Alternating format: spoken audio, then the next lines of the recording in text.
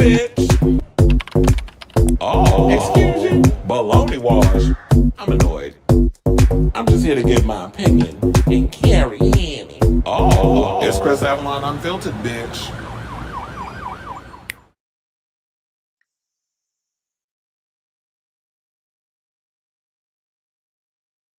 Hey y'all, welcome and happy Thursday. It's your boy Chris Avalon, and welcome to a brand new episode of Chris Avalon Unfiltered, a show we basically talk about all things going on in pop culture and hot topics. So if that is a show for you, definitely stick around because we have some tea to spill today. Including we gotta talk about the Knicks ticker take parade as well as the ratings for that game that they went and did up against the Spurs. Also, we got some Knicks docu-series news courtesy of Ben Stiller, who's been sitting front row on Celebrity Row throughout a lot of the at-home games.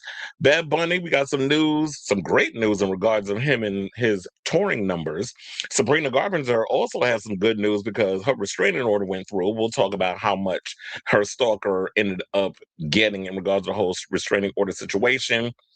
Child, with all the good news we have coming up, it's eventually going to lead to some bad news. And the bad news is going to be on the side of Lizzo because them numbers came out for her recent record. Child, flop ain't the word to describe bitch because that bitch flopped hard. So we're going to talk about that. Plus, speaking of flopping bitches, we got to talk about NutMeg McCain, who all of a sudden can't sit and keep the View's dick out of her damn mouth because anytime the View does something, she always feels like it's her reason to want to pipe up and say some mess. And of course, people ate her up on social media over the whole JD Vance interview and stuff. But we're gonna play a little bit of the interview over at the View in case you didn't see it, because I got some things to say about it as well in regards of some of the BS that he was saying on that show, and they was eating his ass up.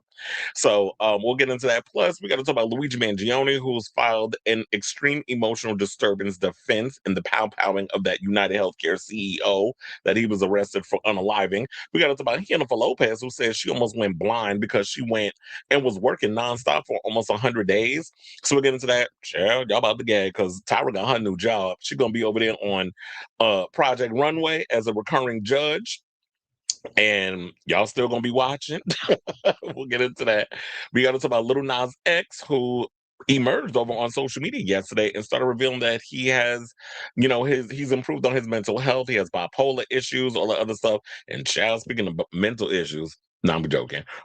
Colton Underwood is revealing how he couldn't close his legs to marry men back when he was in the closet, as a closeted football player, and then he became the reality star and all that stuff. So we'll get into that and a whole lot more. So before we get to those topics, if you could please do me a solid, hit that like button. If you're new to the channel, hit that subscribe button, smash the notification bell, hype the channel, do all the things.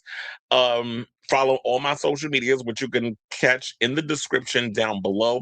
Also, I don't know if y'all heard, but yesterday I finally created a Patreon. So I'm going to be in the process of putting some videos and things together, some reactions to movie trailers, um, probably doing movie watch parties. I'm also thinking, well, obviously music, because music seems to resonate a lot more with people who watch this show when we go on these long-winded debates in regards of like music and stuff. So I'll be looking into that. I'm gonna be looking at, reviewing concerts or doing, watch party concerts, whatever you want to call it. Just watching concerts, giving my commentary. It's gonna be a lot of Madonna stuff up on it because I live for Tanta. So I'm definitely looking forward to watching a lot of her live concerts, her videos, things of that nature, even interviews, and giving my opinions on a lot of stuff. I'm looking and I'm interested in kind of digging and getting nostalgic with a lot of stuff that I haven't seen in a long time. So I'm gonna start working on that and I was like thinking about it yesterday. I was like, well, when can I actually put some of these Patreon videos together? I think when it's a little dry out in these streets and ain't nothing really going on in regards of like shows or topics and stuff. So I think I'm gonna use that time to actually put together like these videos and post them on the site. I'm considering also that it's gonna be a pay situation, probably $5 a month. I'll make it cheap for y'all because shit, I need some coins. I mean, yes, I have a job. Yes, I work at MSG. Yes, the money is cute and whatever, but I need a little extra coin because it's expensive out here in these New York streets. So that's one of the main reasons why I put the Patreon and stuff together, because I know that there's certain things especially on YouTube, they're gonna flag a lot of my stuff and it's gonna be annoying. So I might as well just create the Patreon so I could go through all of that and get my opinions on a lot of the things. So please and thank you with all that little monologue. Now, without further ado, let me hit my banner and let's get into our first topic. So I guess we can give a huge congratulations. Well, one, the ticker tape parade happened. It was like really early. I know, like for people who were actually put on at the Garden, because I was given a vortex, I didn't get it. You had to be there at six. Well, at the Garden at 6:30 in the morning, so that way I guess you could go work the. I think it was working the thing at City Hall. I think that's what a lot of my coworkers and stuff was going to be working.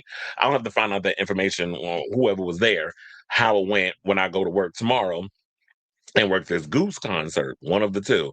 So, um, the ticket tape parade happened. It looked awesome. First of all, I love, oh my God, what the hell is his name? Mitchell Robinson, I love his big truck. First of all, his big truck and his big ass. I don't know. And he was in them them shorts, and the cakes was caking. I'm like, yeah, I wouldn't mind climbing that. But also, that massive monster truck that he was driving through the city in the parade, I thought the truck looked awesome. And it was great to see a lot of the players on all the floats and this, that, and the other. I was thinking about going, but then when I was hearing, like, I was seeing some of the videos online of like how all the trains was packed. Like people were up at like 5:30, 6 o'clock in the morning, even earlier, trying to get into the city. It was at capacity by like 7 in the morning, and people got turned away because it was just way too many people, and they couldn't even accommodate a lot of them. There was people that broke down some of the barricades and was able to get down. Bro, it was a hot mess. But overall, people were resilient. People were and well behaved in some part. There were people, of course, climbing buildings and poles and all of this stuff. I'm sure they got ticketed and fined. And I love how some of Eyewitness News put some of them people on blast, and they thought they was hot shit up there, but like, yeah, look at us. And she was like, oh, y'all ain't supposed to be up there. And everybody was booing them, so it was funny. So yeah, the ticket tape parade was awesome. Shout out to everybody that got a key to the city. Zora Mondani gave every player that was there a key to the city.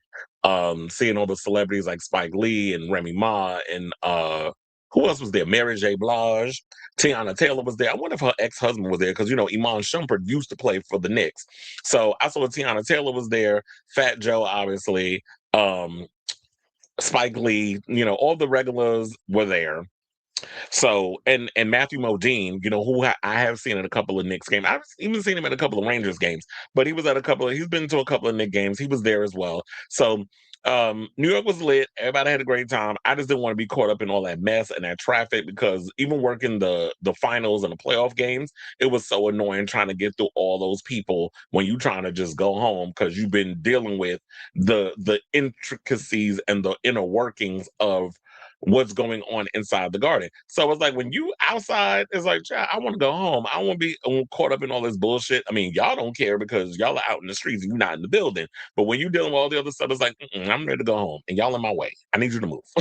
So with all that being said, shout out to them. But the ratings have come out in regards of the finals. And they said that their win over the San Antonio Spurs became one of the biggest TV moments the NBA has seen in a generation.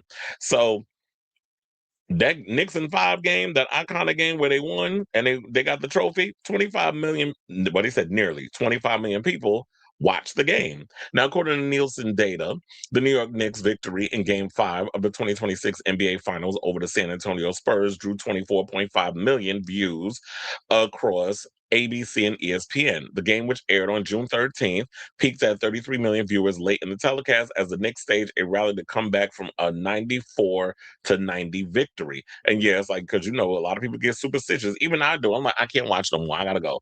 And then they always find a way to come back in the end. So when everybody, you know, regular people, betters, sucker ass Smith, and all the other pundits, and started to doubt the Knicks, in the end, they always found a way to push through. And I think they did it because it was a team effort and not just, oh, it's only one person, which is why it pissed me off when I was hearing stuff about my bitch ass uncle, who I can't stand because he said some shit about me, but ain't had the cojones to say the shit to my face. But things always get back to me when it comes to stuff. gonna call Jalen Brunson a punk. Oh, well, he a punk. I don't like him. He don't be sharing the ball, whatever. I'm like, clearly you don't watch a Knicks game because when Jalen Brunson, and a lot of times they do rely on him because he's the MVP and he is the captain. So a lot of times in before the teammates were relying too much on him to carry them through. But then there were other parts where you would see Cat come out and step up. You would see Mikal Bridges come out and step up. You would see when they would play him, Tyler Kolek would come up and play, would step up. And then you would have Jose Alvarado, who was helping the team a lot. So everybody, and Deuce McBride would come up. So they were always, everybody had their little part to play in the Knicks winning. So when you go and say only one person was doing whatever, I'm like, it's bullshit. And you clearly ain't been paying attention or watching the game, or you're just a straight up hater. And to be spewing that kind of misinformation. So they said that is the most watched NBA Finals game five since 1998, when Michael Jordan and the Chicago Bulls defeated the Utah Jazz. The series ultimately went to game six, with the Bulls coming out on top. The Knicks Spurs finale averaged approximately 20.6 million viewers across all five games. That has doubled the roughly 10.3 million average for the 2025 finals, in which the Oklahoma City Thunder defended the Indiana Pacers. Defeated the Indiana Pacers. The final three games of the year draws all three more than 20 million viewers as well. So yeah, it just seemed like a lot of people, this game, it wasn't just about, oh, just the Knicks or whatever the case was. I just feel like it was just that energy, the tenacity, the people, the fact that they're the underdogs, you root for them. And it's a lot of these guys have been kind of doubted and all this stuff. And shout out to Zoran Mamdani for naming a lot of the Knick players past and present, including Dante DiVincenzo, who I'm still pissed that they traded him a year after I started there. Because I was like, Dante was definitely one of my favorite players when he was a part of the team. And I wish they would have found a way to get him back, or he could have been, I mean, I guess honored in some sort of way, but he was honored when he was mentioned. So, that was awesome. And so shout out to everybody that was a part of that. And then of course they mentioned all the celebrities or whatever, but whatever. And then yeah, Brunson was named finals MVP for his efforts, because he carried the team with 45 points scored. And they said that was the most, like, he's up there with Michael Jordan in regards to the amount of points scored. So that he is the MVP for a reason. But then also, speaking of, players and things, Carl Anthony Towns came out, or we call him Cat for short, came out and revealed, I think he told Howard Stern that Jordan Woods, because that's his fiance, or in case you didn't know, now you know. His fiance Jordan Woods was not happy with that news, that when Dolan came out and said that y'all gotta abstain from sex for the next 10 weeks, so that way y'all can lock in and win the championship. But I'm like, sis, that's a small little price you got to pay for long-term gain. So I wouldn't be that upset. Yeah, 10 weeks, girl, get you a vibrator. And I don't know what, if you talking about you got to withhold sperm in your balls for that, but I don't know. I don't know if men could keep that in them for like 10 weeks. But if y'all follow through on that, I don't know if they necessarily follow through on it.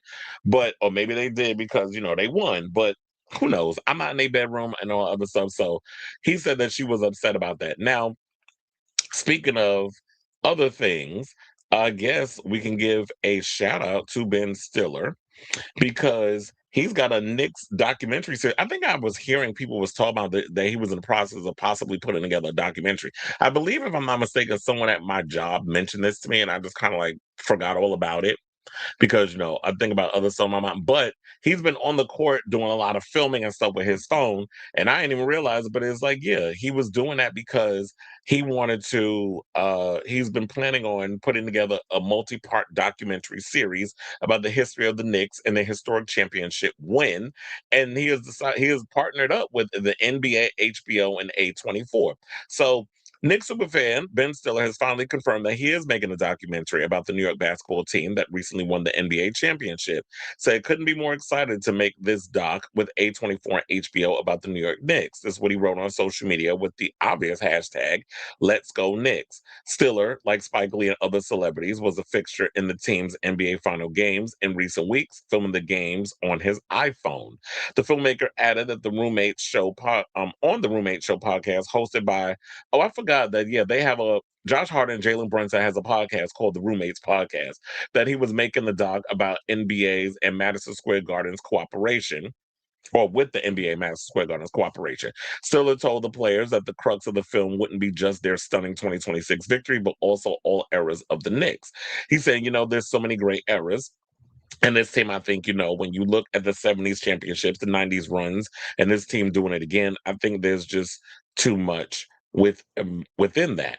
So now that basically means that his multi-part docuseries will cover 80 years worth of Knickerbocker's history, though he explicitly said the show would trace the full arc of the franchise from the 90s to the improbable record-breaking run that finally returned a championship to New York. And they said that he was working on it a little bit before the playoff run, and he expects to stretch on over the year ahead into the next season. So he says, if you're lucky enough to have that access and have that point of view, I feel like it's great to be able to share that. And this is what he told the New York Times in his penchant for hosting on his iPhone clips. I think that's the biggest part of it, is to be able to share that point of view, because I feel so grateful to have that. And then it's fun to just be witnessing it. So I think it's a great idea. He was there, a part of the history. He wants to make history, and he's documenting all this. And these days, everybody's shooting stuff on their iPhone. Like, we've seen people shoot movies on the iPhone. They shot 28 years later. I don't know if it was partially or fully. I'm assuming partially, but 28 years later was shot on an iPhone. So, congratulations to the Knicks. I'm looking forward to seeing this docuseries when it's done, and I think HBO is the perfect place for this thing to happen before that horrible ass fucking Paramount merger comes through, and I hope it falls through. I think it'll be completed, but I do feel like when the next people come in and Netflix wants to swoop in and do their little big one, that it'll probably teeter in their favor. Because there was a rumor that was going around that Netflix is looking to buy Lionsgate, but I'm like, Lionsgate ain't really got a lot of good stuff on, a part of their roster. So I wouldn't even want to buy them, quiet as it's kept. So I say all this to say, what do you guys think of this story? Where did you get to catch the ticker tape parade, whether it's on your TV or where you're out there in these streets? We outside enjoying this whole situation. And what are your overall thoughts about this? As well as, are you looking forward to the docuseries regarding the Knicks that's going to be over on HBO and is being produced by the NBA and A24? So whatever your thoughts are, let me know in the comments down below.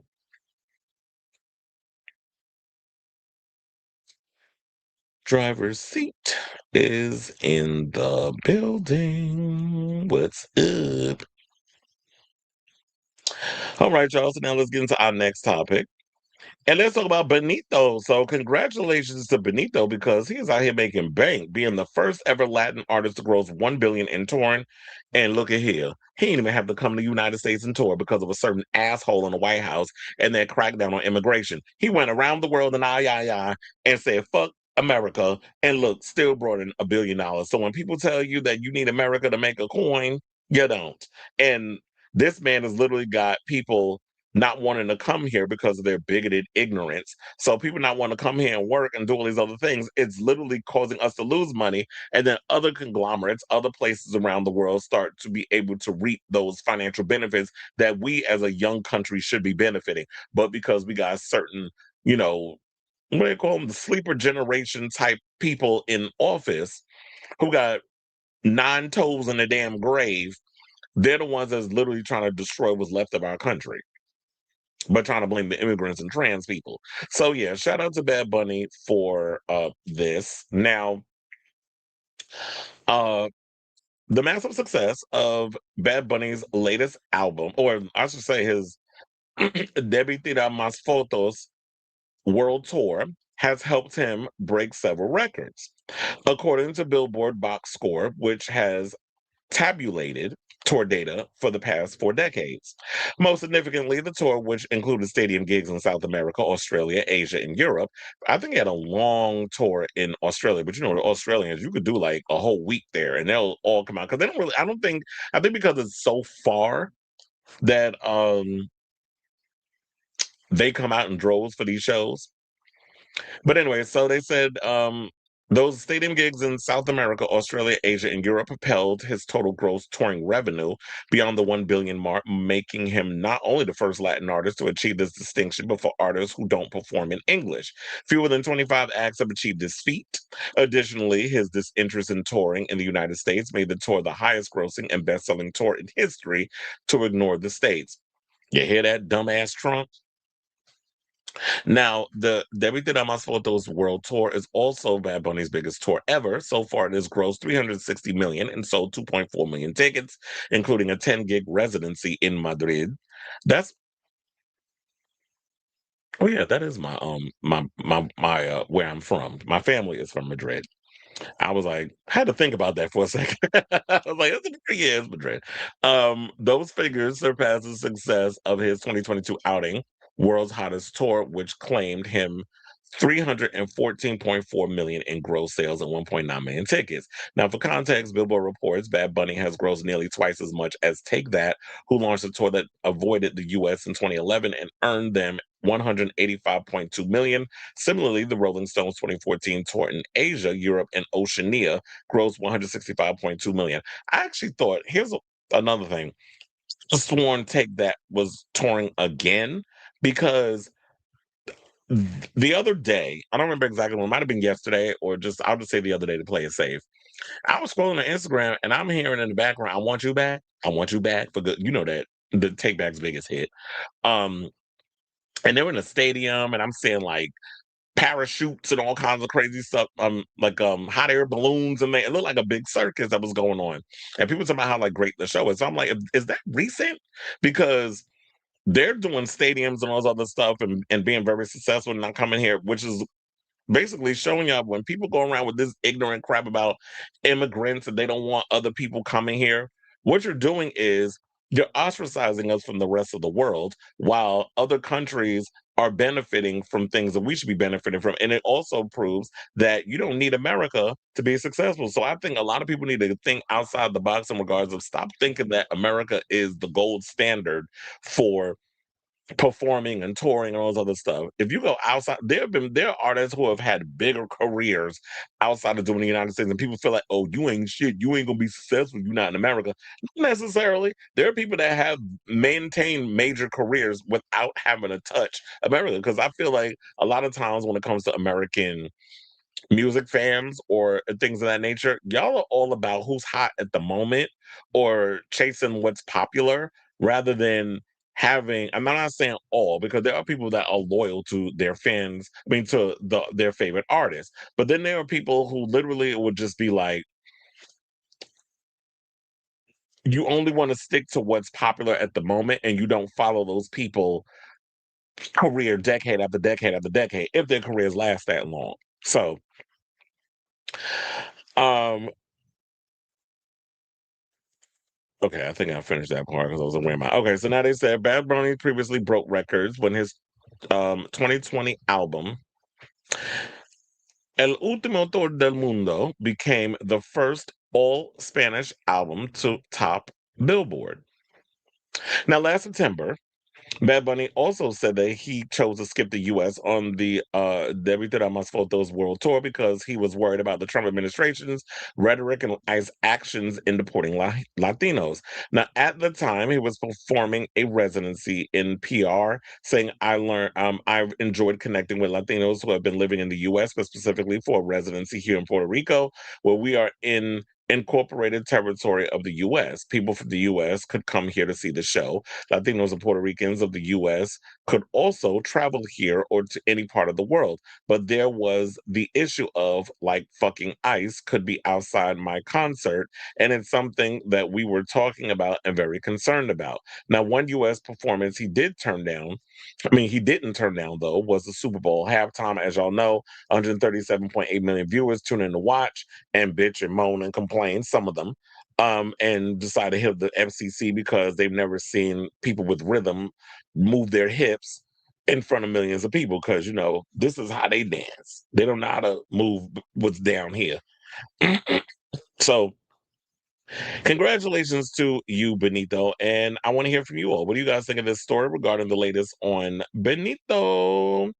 Um, being the first ever Latin artist to gross a billion in touring, and being the most successful that didn't even have to compromise his heritage in order to do it. Meaning, because you remember back in the day, in the days of the Latin explosion, with Mark Anthony and Enrique Iglesias and Ricky Martin and Jennifer Lopez and the rest of them, how they decided to go off and, oh, in order for us to cross, and Shakira, I gotta can't forget to put her in there too. Although now she's gone back to doing the Spanish stuff, um, but she mixes it up.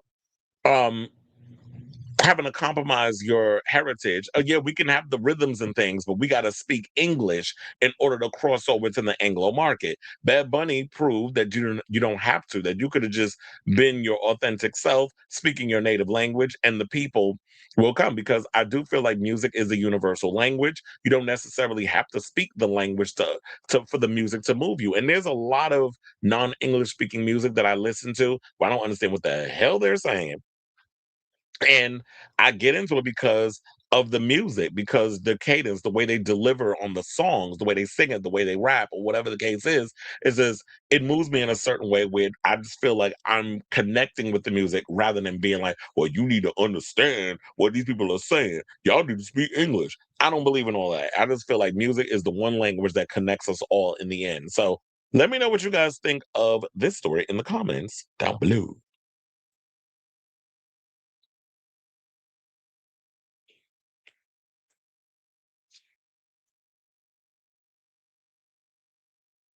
He said, "You watch the parade from home." Yeah, I watched the parade from home too, because I was like, "Ain't no way in hell that I'm going all the way to the city." Not only to just be a bystander, but also to work. I just don't, I realize, like, even though I work in places where I'm dealing with a lot of crowds and crowd control, I feel like it works better if I'm in a stadium or an arena versus me having to be like out in a parade setting and walking and being hot and all that. I was like, "Mm-mm. I need AC." It's a, I ain't watching nothing sports related unless murder or shut up. It's about murder and infidelity. Parade was organized and didn't drag on way past. I know, because it was like once the vehicles went through the neighborhoods, people started dispersing. So I'm like, I was looking for that. People didn't just want to lag around. They were like, okay, we've been up on each other's ass since like 5 in the morning. So I'm ready to go. Now that all the vehicles done passed through, there's really no point in me sticking around. So might as well just leave. Bad Bunny enjoying life and breathing as being a lot breathing a lot easier. Well, I don't think Bad Bunny had anything to do, no connection to Diddy and all that other mess. I was a ninth grader working at Subway. You got a job at Subway in the ninth grade? I thought you had to be like 18 to be working in food spots, or not 18, 16. Because I do know, like, when I worked at Shake Shack, you had to be 16, I believe, in order to, or 17 to be able to work like the grill and stuff. I was a ninth grader working at Subway when that Take That song was a hit. Diddy's, hey, Black Love, how you doing? Well, because nobody cares for Jennifer. Quiet as it's kept. I mean, if she does a residency, people care. If she goes overseas, it's the same thing with the Pussycat Dolls. People like the Pussycat Dolls overseas more so than they like them here, because I guess y'all like shiny shit. Yes, I did for 4 years. I've had many a jobs. In the city, I worked at the one on 36. First of all, I worked at a Shake Shack in LA because that was the steady income while I was doing my entertainment stuff. And then when I moved back to New York, I worked at the one on 36th Street and Broadway. And then I went and they moved me to, and then at COVID happened, I got furloughed, which was good because I still had money coming in because of the furloughation. And Jesus Christ, this fucking camera. Can you stop moving? And then I don't know why. So yeah, what was I saying? Oh yeah. So then after the furlough, then Madison Square Park was looking for people to work there and stuff, and that worked because it was a technicality. The Madison Square Park one is outside, so we wasn't inside. Like, congested. I've never worked at McDonald's. Never. I was like, if there was gonna be anything food related, I was gonna work at. I was gonna work at where the food is fresh and the coins was good because one of the things about Shake Shack is not minimum wage. I was getting full time pay because the way I worked, I was getting all the good hours. I was getting all the hours. And the good thing about the Shake Shack and Madison Square Park, they close early. Unlike all the other ones. There'd be ones that stay open until midnight. The latest Madison Square Park will stay open is like 11 if it's like late at night because the park is getting late. Nobody wants to stay open on stuff. But it was always the cleanup at the end that kind of annoyed me. So yeah, so I've worked at the one in Madison Square Park, which I actually prefer because the one, no shade, but the one on 30, the one in Midtown on 36th Street, that was a ratchet ass fucking establishment. I ain't like a lot of the employees that I worked with up in there. There was a lot of bitches that I was gonna slap. Madison Square Park is on 23rd Street, and I think 23rd and Madison. So once you take the F train at 23rd Street, you walk up. Funny enough, there was the spot there's I forget the name of the club, but there's a an establishment where they had the last season for season 18, and this is how this this all comes full circle. 2 blocks away from that place, there was the place where they had the RuPaul's Drag Race season 18 premiere, red carpet, after party, all up in the same place. Sailor Mermaids in the building. All right, so now let's get into some more drama, conflama, and let's talk about Sabrina Carpenter. So Sabrina, I guess we got some good news for Miss Mamas because you know that I mean I don't think we really talked about it on the show, but she was trying to get a restraining order because apparently she had a stalker, whatever the case is, and it looks like she's been granted her wish. So good for her. Let's get into the story regarding that because there was a man that tried to break into her home several times, and they even had him on the ring light in regards to the whole thing. So, an LA judge granted pop star Sabrina Carpenter a 5-year restraining order against a man who, testifying in court on Wednesday, claimed he is part of a classified military government program along with the singer. Okay, mental health is real. Breaking in a deep monotone voice. Oh, speaking in a deep monotone, could you imagine like deep monotone? That's like, where is your personality? You're like dead behind the eyes and stuff. But hold on, let me show y'all what the man looked like because he do look creepy. This him at her house. I wonder if the person who is behind him is her security that's like wrestling him off to get off the premises. But anyway, so speaking in a deep monotone voice, William Applegate said that he had been recruited to the program at a local LA hotel, that his mission involved the second coming of Christ. What is up with y'all in this Christian Jesus bullshit? In the same psychotic bitch that was up in there, like lit up, made it rain with bullets over at Rihanna house and ASAP Rocky house. Didn't she say some Jesus mess with her excuse too? I tell you, this Christian nationalism crap, that's stuff will rot your damn brain. But anyway, so he said that his mission involved the second coming of Christ and that he had to contact Carpenter to save the world. Quote, Carpenter and I being together as soon as possible is essential, he told the court. I'm the center. I'm key to this entire process. Carpenter appeared remotely via a video link but did not testify. The judge permitted a media camera in the courtroom, though he said Carpenter could turn off her own camera because, yeah, you don't want him getting all excited by her having the camera on. It's like, I'll have my camera off. I'll see what's going on up in there. I'll listen and all that other stuff. You don't need to get him all riled up because the motherfucker crazy. So after Applegate testified, Carpenter's lawyer, Blair Burke, asked for a 5-year order, arguing that Applegate had admitted in social media posts and court declarations that he had traveled to Carpenter's private homes on more than a dozen occasions. Burke said that on May 23rd, Applegate seriously alarmed and harassed her client when he broke into her neighborhood's property, climbed over a fence, and attempted to open the front door of Carpenter's house while she was inside. The incident was detailed in the singer's May 29th filing for an emergency temporary restraining order, which the court granted in advance of Wednesday's hearing. And in issuing his ruling, L.A. County Judge David I. Wasserman ordered Applegate to stay at least 100 yards away from Carpenter at all times until midnight on June 17, 2031, and to keep his distance from her homes, her vehicles, and her places of work. The judge said Applegate can't try to contact Carpenter and cannot own or possess any firearms or ammunition. And it said, "Sir, I want to be very clear. Please listen closely." This is what Judge Wasserman said. That name sounds so familiar. Who else did? Now I gotta Google it because I'm like, Judge Wasserman.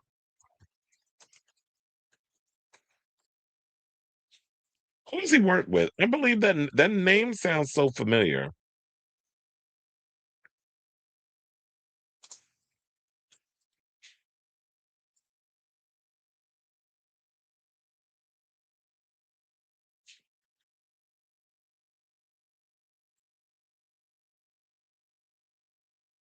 Hmm. By asking the right questions. Because it was like, well, I don't need a whole citation. Well, so far I'm seeing the whole Sabrina thing, but I believe this Wasserman name. It sounds familiar. Like I could have sworn that he's handled other celebrity cases. Well, that's neither here nor there. Well, it'll probably come to me later on. So now, in issuing the ruling, L.A. County Judge David I. Wasserman ordered Applegate to stay at least. Okay, we read that already. Now, he said that I understand it's your belief that in order to save the world, you and Carpenter need to be together. I understand that is your belief, but this court has issued its order, and I expect you to obey the order, not what you think the military commands of you. I don't want you to leave here thinking that your purpose is greater than what I think. The order is the order, and you must follow it. Do you understand? Abigail replied, "I understand what you're saying." Now, in a signed declaration previously obtained by Rolling Stone, Carpenter said that she had never met Applegate and did not invite him to her home. She called his attempt to enter her front door one of the most disturbing violations of personal safety and privacy I have ever experienced, saying, quote, "His pattern is stalking, trespassing, and surveillance has caused me severe and ongoing emotional distress, and I am in fear of what he may do if he is not restrained by this court." This is according to what Carpenter wrote. Applegate was arrested at Carpenter's home in May after he refused to leave. He is due for a criminal court hearing in that case tomorrow, which is today because I did the story yesterday. Now, it is my personal opinion that Applegate has developed a disturbing and irrational fixation on petitioner. This is what LA Police Department Detective Peter Domanis wrote in a declaration filed with Carpenter's petition. The pattern of his conduct, which may have begun as early as approximately April 20th, 2026, reflects the hallmarks of a fixated obsessional individual. This trajectory is consistent with well documented patterns of stalking behavior that pose a serious and escalating risk to victim safety. So good on you, Sabrina, that you wound up getting this restraining order. Although I am a little uncomfortable with the fact that y'all only got it up until June 17, 2031. What happens on June 18, 2031, when this motherfucker decides, oh, the thing is over, let me go back to stalking this lady again? Then what? So she's gonna have to refile. So I don't like this whole situation. I'm glad she got the restraining order, but 5 years? Oh, that's it? I always thought they would try to do it for like longer periods of time, but I guess maybe that's just the standard. I don't know. I'm not a lawyer, but I guess once it's done, she's just gonna have to refile it. And but I guess maybe what they're expecting is that he is gonna violate it, and then they'll just have to throw him in prison or a mental institution or something. Because this whole thing about military, whatever it is that's going on in his brain, clearly his mind bad. There's a lot of people out here with mental health issues, which is something that I definitely feel like needs to be addressed in this country. But when you have a moron like RFK Jr., who's probably drinking that old nasty swamp water that's now green over in front of, in Washington, um, when a lot of the healthcare and everything is going down the tubes and they're cutting a lot of, things in regards to people's health and research and things of that nature, what are you going to do? It's like we're just going to have a insurgence a high rate of people with mental health issues in this country that are just not being addressed, and those people are not being helped. So I'm glad that Sabrina got her restraining order, but we also need to have a conversation about mental health in this country and why and how there are a lot of people that we may not realize that need it wholeheartedly. So I'll say all this to say, what do you guys think of this story regarding this case? Whatever your thoughts are, let me know in the comments down below.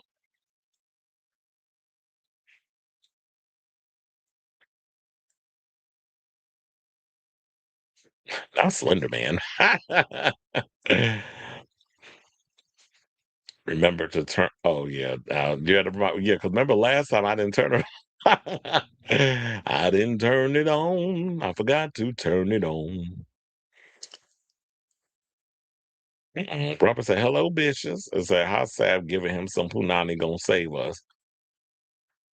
The California mental institution is illegal. In California, mental institutions is illegal. It's been that way since the '60s, and even though we don't like her, Anna Kasparian has said maybe we need to make it legal again. Well, if the mental if people aren't help, I just feel like a lot of people just need a lot of help in places, and the fact that we're not helping you, especially with like, yeah, I remember when I lived in LA and having to go through Skid Row because I had worked in downtown LA, and I would have to go through taking the bus through there. And I remember one time one of the buses didn't come, and I was like, "Ain't no way in hell I'm walking through this bitch." I took an Uber home. I was like, "Ain't no way in hell." I took it halfway, and then I took the bus the rest of the way because I'm like, "Ain't no way in hell I'm walking through Skid Row. Anything can happen through there." Society is over medicated and drinking too much, and well, and also self medicating. So that's where a lot of that comes from. Homeless crisis because they this country is cooked. All right. So, ooh, okay. So, we now that we got through all the good news, child, let's get some through some bad news because bitch, Lizzo's album "Bitch" is a major flop. So, unfortunately, I mean, who didn't? No shade. I don't want to kick a broad when she's down, but who didn't see this coming? Because apparently Lizzo is currently basking in her flop era because her latest album, Bitch, failed to debut on this week's Billboard 200. It becomes her second project in a row to miss the chart entirely. So let's get into this thing. The 38-year-old released her fifth studio album, Bitch, earlier this month, 4 years after her last record. But while 2022 special contained the Grammy winning track about that time and reached number 2 on the Billboard Top 200, the follow up has yet to break the chart. None of the tracks on Bitch charted on either the Billboard Hot 100 and Spotify Top 200.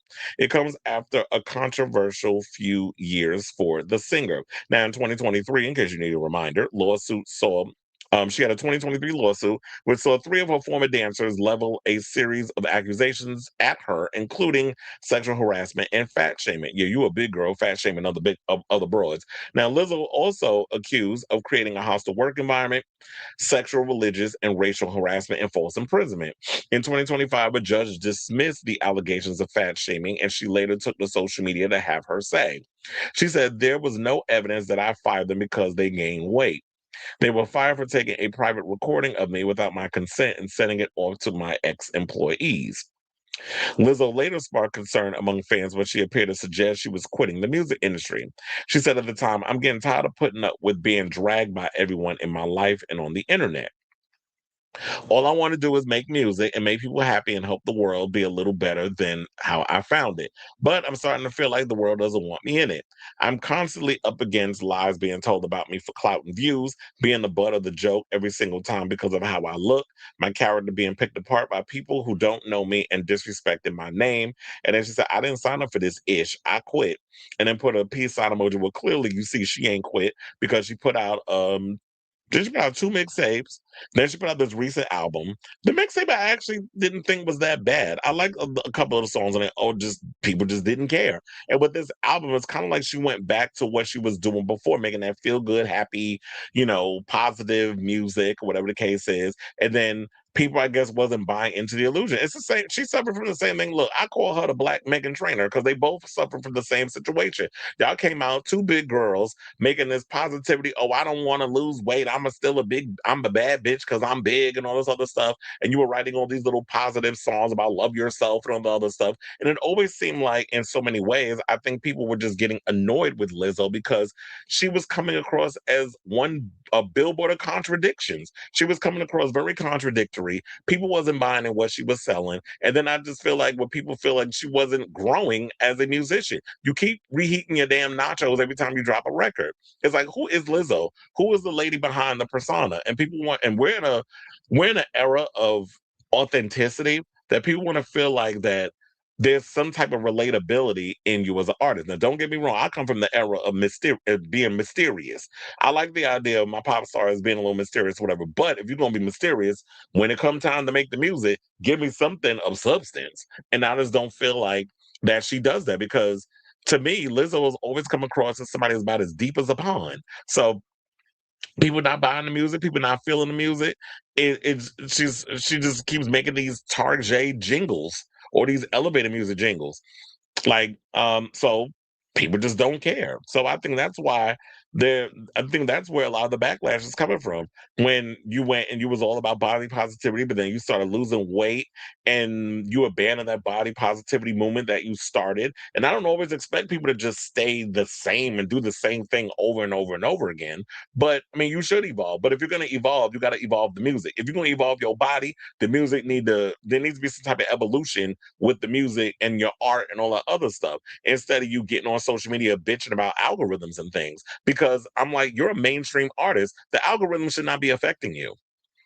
And also, I guess I'm gonna have to bring her up. Let's talk about Janta because Madonna's fans don't use Spotify and Apple Music. That's been the complaint that people are not streaming her or whatever, whatever. She has older fans. Like a lot of the younger fans, the Gen Zers and Alphas and things, are starting to discover her music because this is the first era that's coming up with her new album, Confessions 2, Electric Boogaloo, that people can follow along and get into the pocket of her music and stuff. But a lot of her fan base, and I have been noticing, like I have been hearing that she has been doing well in the streaming part. So I don't know where people's getting that information from that she's not out here blowing up. We're not expecting her to come in with fucking Taylor Swift streaming numbers, but a lot of the fandom buy physical copies. Hence her dropping all these damn variants with the vinyls. And I believe she's doing cassette tapes because I know Adam Lambert, who's independent, is doing cassette tapes. So people out here already got the CD and the vinyl coming. So I bought physical copies. But I feel like you need to also try to change up the way that y'all do your promotions. She's been outside. She's taking the old school approach, which is popping up at different places, doing performances like in the middle of Times Square. That got people excited. Then she dropped a little mini movie giving y'all a preview of what the album's gonna sound like. Then she went and dropped a full music video, Bring Your Low, with Sabrina and her. And I'm sure we'll probably be getting full length versions of a lot of those little snippets that we saw from the movie. And we also got an interview coming up soon with her and Graham Norton that's been leaking all over online. The photos, not necessarily what the conversation was. I've been avoiding those if it has. But um, there are people, if you want to make a stake, if you want to make an effort, then you're going to find a way to get people to buy the music. Or maybe it could be the fact that her record label is not as behind her as they should be. Maybe they don't have faith in you as an artist or don't have faith in what type of product that you're putting out. They got you on the thing, and they're like, okay, she's one of our artists, whatever. We ain't got no money to be for the budget. So we just gonna leave you out here. You on your own. You just gotta figure out ways, creative ways to come up with promoting your shit. And as they say, the old saying goes, if a tree falls in a forest and what is it? If it, if you cut down a tree and it falls in the forest, does it make a sound? I know I probably butchered it, but y'all get the gist of it. The gist of it. Nobody cares about Lizzo and her music and what she's all about. So I think there's a lot of those factors. But I definitely want to hear from y'all. What do you guys think of this story? What do you think? Maybe the reason why Lizzo's album flopped harder than you can say Hottie Montag. So whatever your thoughts are, let me know. Yeah, that's an old school term. If you know, you know. If you I never want to hear from y'all. Let me know what your thoughts are on this story in the comments down below.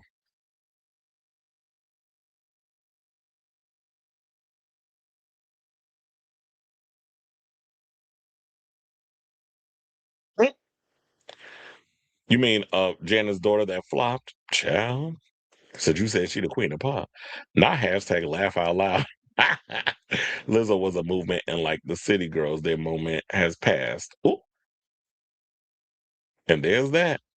This is gonna sound harsh, but she was favored in the industry because she represented one specific demographic. And when that one group of people move on and don't care anymore, you have this. She tweeted that some people don't want to be skinny. You know what Monique says, skinny bitches are evil. Yeah, and then she went and lost all that weight.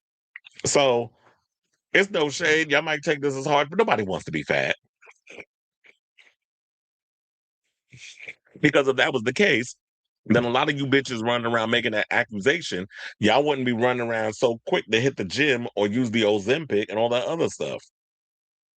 And the way she acts like she doesn't care what people say about her, only to open the Twitter app and respond, calling her hypocritical, unaware. Didn't I just say that she is a walking contradiction? That all she does is walk around trying to contradict everything. You know, she'll say one thing and then her actions say something else.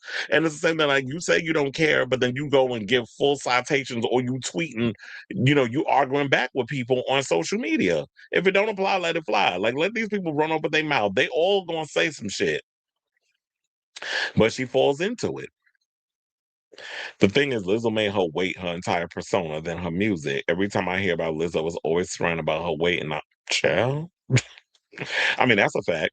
It also doesn't help that Lizzo doesn't have a solid fan base. Zara Larson didn't have a fan base a year ago, and look at the impact a rebrand and better music can have on a musician. Exactly. Hence, reinvention. You got to come in and Zara Larson started out one way, wasn't really her music. People knew her music, but they didn't know who she was. It wasn't connect, something wasn't connecting. And then it just like she and her team went back to the drawing board and was like, let's figure this ish out. And now look at her. She's blown up. So a lot of artists have to do that. It's sort of like it's even the same thing like when artists go independent like a BB Rex and all these other girls. It's like once you take autonomy of your career, then you'll see a resurgence. Because I have to say, the new BB Rex album is actually really good. I was surprised, and I've never listened to a BB Rex album straight through. I would listen to a couple of songs, and it just felt very paint by numbers, record label EDM. But listen to this record, it's like she's got a clear vision, she's got a clear view. The songs are bops. There's a lot of bops on that record, and so I say some of y'all just maybe she need to go independent. But even then, if you're gonna go independent, you're gonna have to take a risk.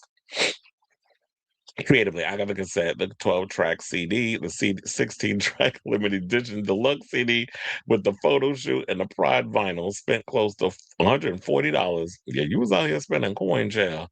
Knowing me, I'm like, oh, and you know what? I also got to get the Absolute Icon vodka. Yes, Madonna got her own vodka line, so I need to get that so that way when I do the listening party, which I'm going to be doing on Patreon, because I don't know if y'all heard, but I created a Patreon yesterday. So if you want to subscribe to it or whatever the case is, I haven't put any videos up yet. I might work on something this weekend, or might be after this show.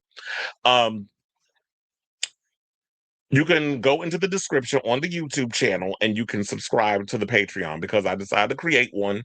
And yeah. So I want to start making videos and things that way because I already know YouTube is going to give me a problem if I decide to come in and try to make little videos and this, that, and the other, especially reacting to people's music videos, their albums, their concert.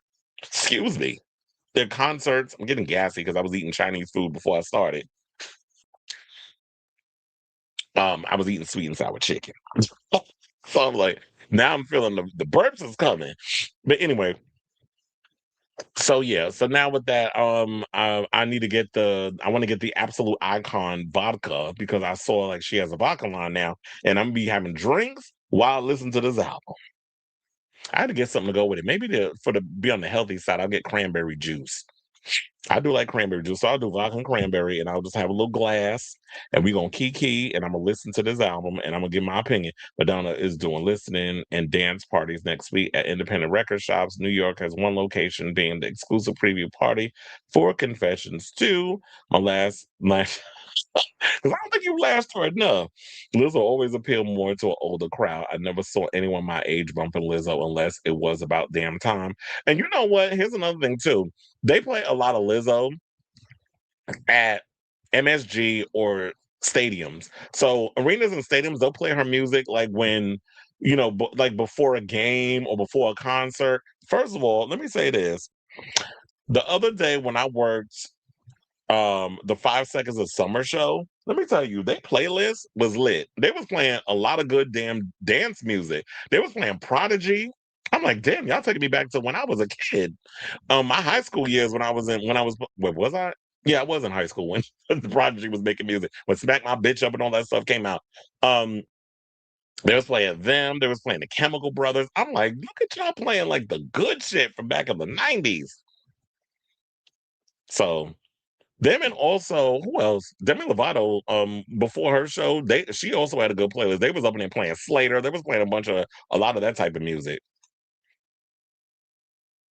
Oh yeah, I did read that one. You said Lizzo seems entitled to Billboard success simply because she's famous. I tried to give the new album. I heard some people say that the album gets cooking like towards the end of it, but who got time to sit and wait until if you got 11 tracks? Oh, by track 8 is that's when it start getting cooking with gas, bitch. If you don't grab me by song number 2, I'm out. Or yeah, I'm being nice and saying song number 2. But usually it's like you got to grab me out the gate. And if you're not gonna give me what I need, then I'm just like, next, thank you, next. In the words of Ariana Grande, I finally listened to Zara's album in the remix, and it's not hot, just aesthetics. That's aerobics music. That's literally what that is. My mom, who's 62, and my friend who's close to 70 are the fans of Lizzo and Meghan Trainor. So they make music for a generation that liked the 80s rap that was family fun and not dirty and explicit. The gays love it, but most of us love that Europop sound. It screamed Ace of Base meets Robin, and that's why Midnight Sun was addictive. He said, if someone can't dress up as you for Halloween, yeah, because how do you dress up as Lizzo for Halloween? Well, thank you. Yeah, it's free for now, Chad. But I might start charging y'all $5 once I start getting some videos up. I'm thinking that's gonna be the standard. But I'm gonna let it marinate a little bit at first. I'm giving y'all the warning. It's like I'm gonna let it marinate a little bit, put some videos in so that way people get an idea, and then I'm gonna start charging. And I ain't gonna go as high as $5. But if I start doing even more crazier content, then I think Lizzo being on socials is part of the promotion. She is doing the work with that in interviews. It's just not clicking, and label might have a hand. Yeah, well, I think in so many ways she was kind of like blaming her label because I've heard her in prior interviews saying that she was pretty much blaming the label. Well, please do. That's why I was like, yeah, the Patreon is free for now, but yeah, I may be coming for y'all coins down the road. Anyway, um, child, let's move on from Miss Liz. I'm gonna talk about another goddamn loser. Let's talk about NutMeg McCain. So the other day, 2 days ago, JD Vance premiered on The View and got ate the fuck up by the ladies, all 6 of them, including Whoopi.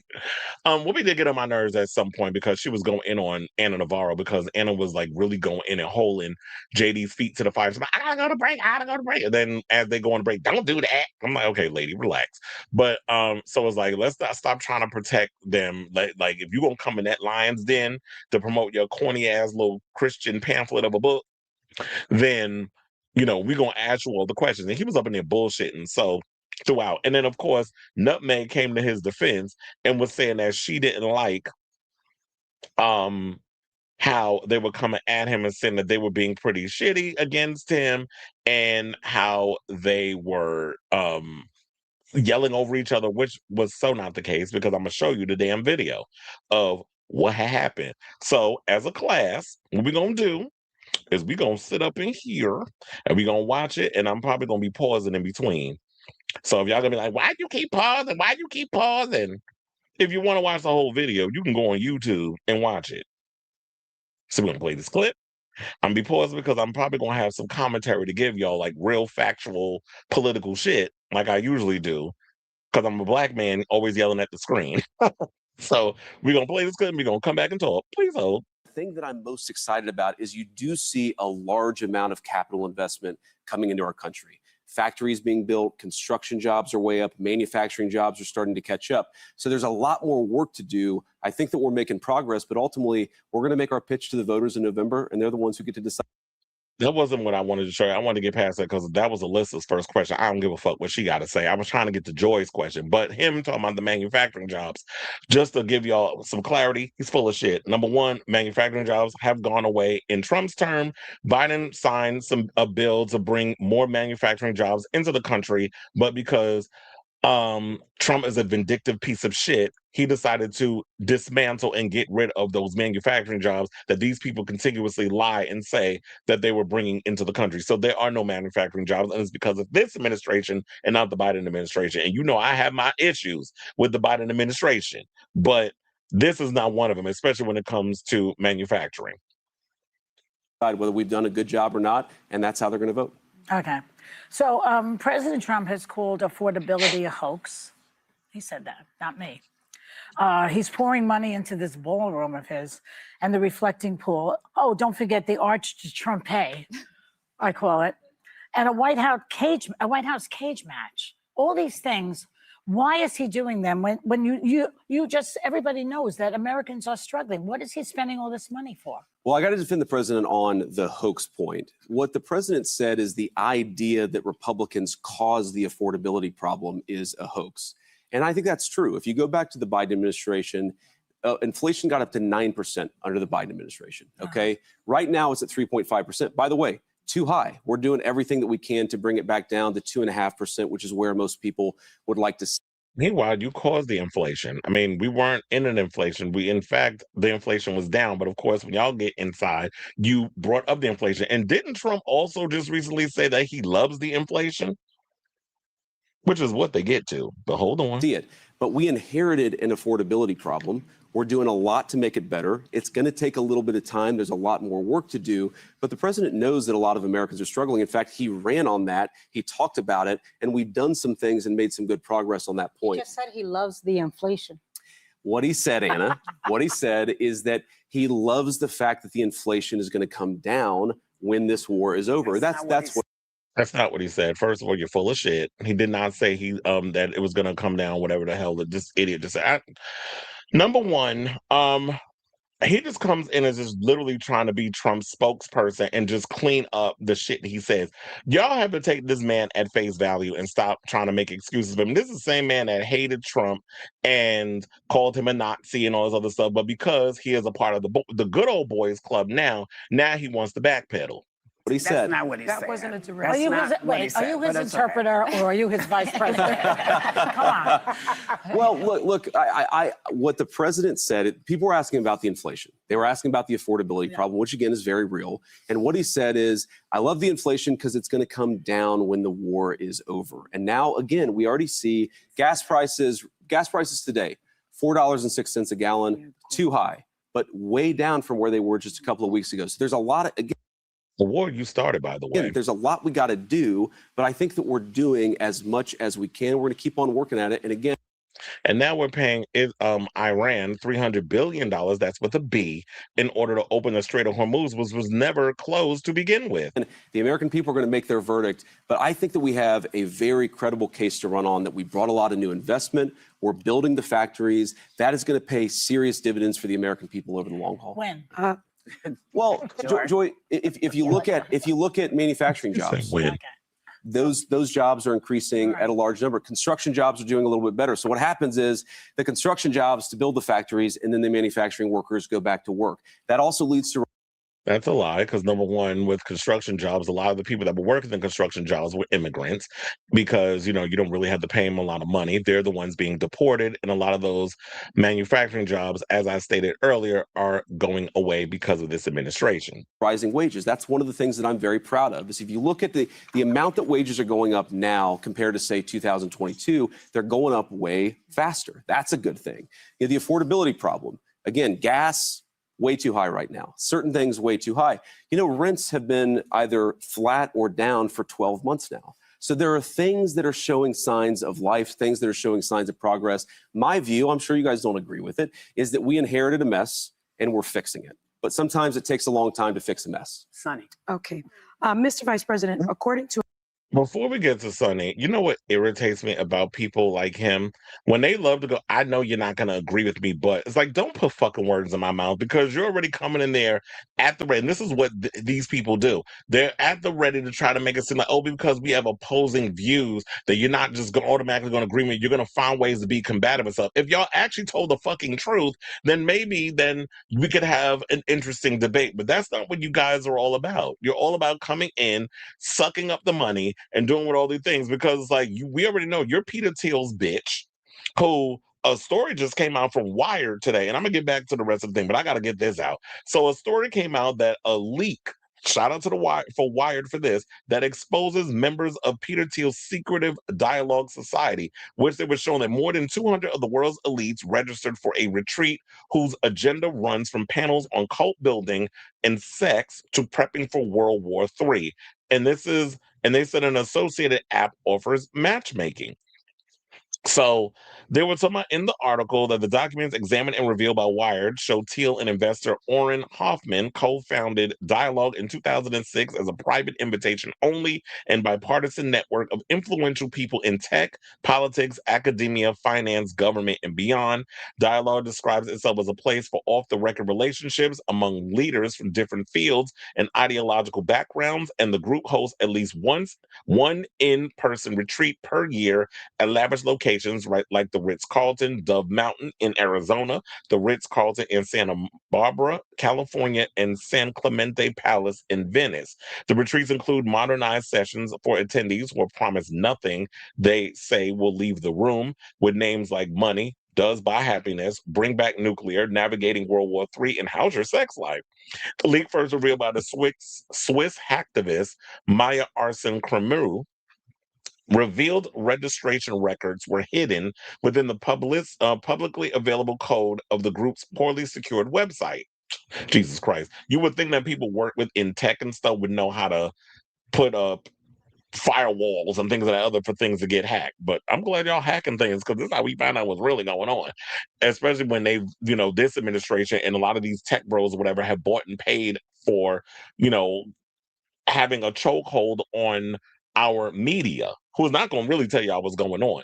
So, and it said dialogue list of membership status, each retreat they've attended, a biography, political affiliation, a home city, a private access token, which functions as login credentials.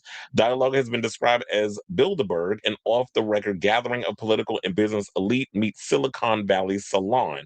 Now, child, y'all want to know who's on that list? Because they reveal who it is. It said the leak lists sitting Trump administration officials, 2 U.S. senators, 6 members of the so-called PayPal mafia, former founders or early employees who worked at PayPal in the late 90s and early 2000s, a former Middle East chief of intelligence, a sitting ambassador of the United States, private equity billionaires, network television actors, and best-selling authors. Among those named in the Swiss hacker, we got General Alexis Grinkowitz, who is NATO's Supreme Allied Commander of Europe, Treasury Secretary Scott Bessent, Army Secretary Dan Driscoll, Hallie Hoffman, Acting Chief of Staff of the Drug Enforcement Administration, that's DEA. Ted Cruz is up in here too, his ugly ass. Senator Ted Cruz, and let's not forget another queen, Senator Cory Booker from New Jersey, Representative Jim Himes, Wes Moore, Maryland Governor, Jared Polis, Colorado Governor, Tom Lieu, General Counsel and Head of Governance at Google DeepMind, Randy Krasner, a former governor of the Federal Reserve, Jonathan Greenblatt, Chief Executive of the Anti-Defamation League, Peter Gottler, President of the Cato Institute, Ryan Stowers, Executive Director of the Charles Koch Foundation, Roger Myerson, Nobel laureate economist. Jared Kushner's up in there too, who is President Donald Trump's son-in-law and who has been also secretly working behind the scenes with all these little crazy deals. Neil Mohan, YouTube, not the CEO of YouTube.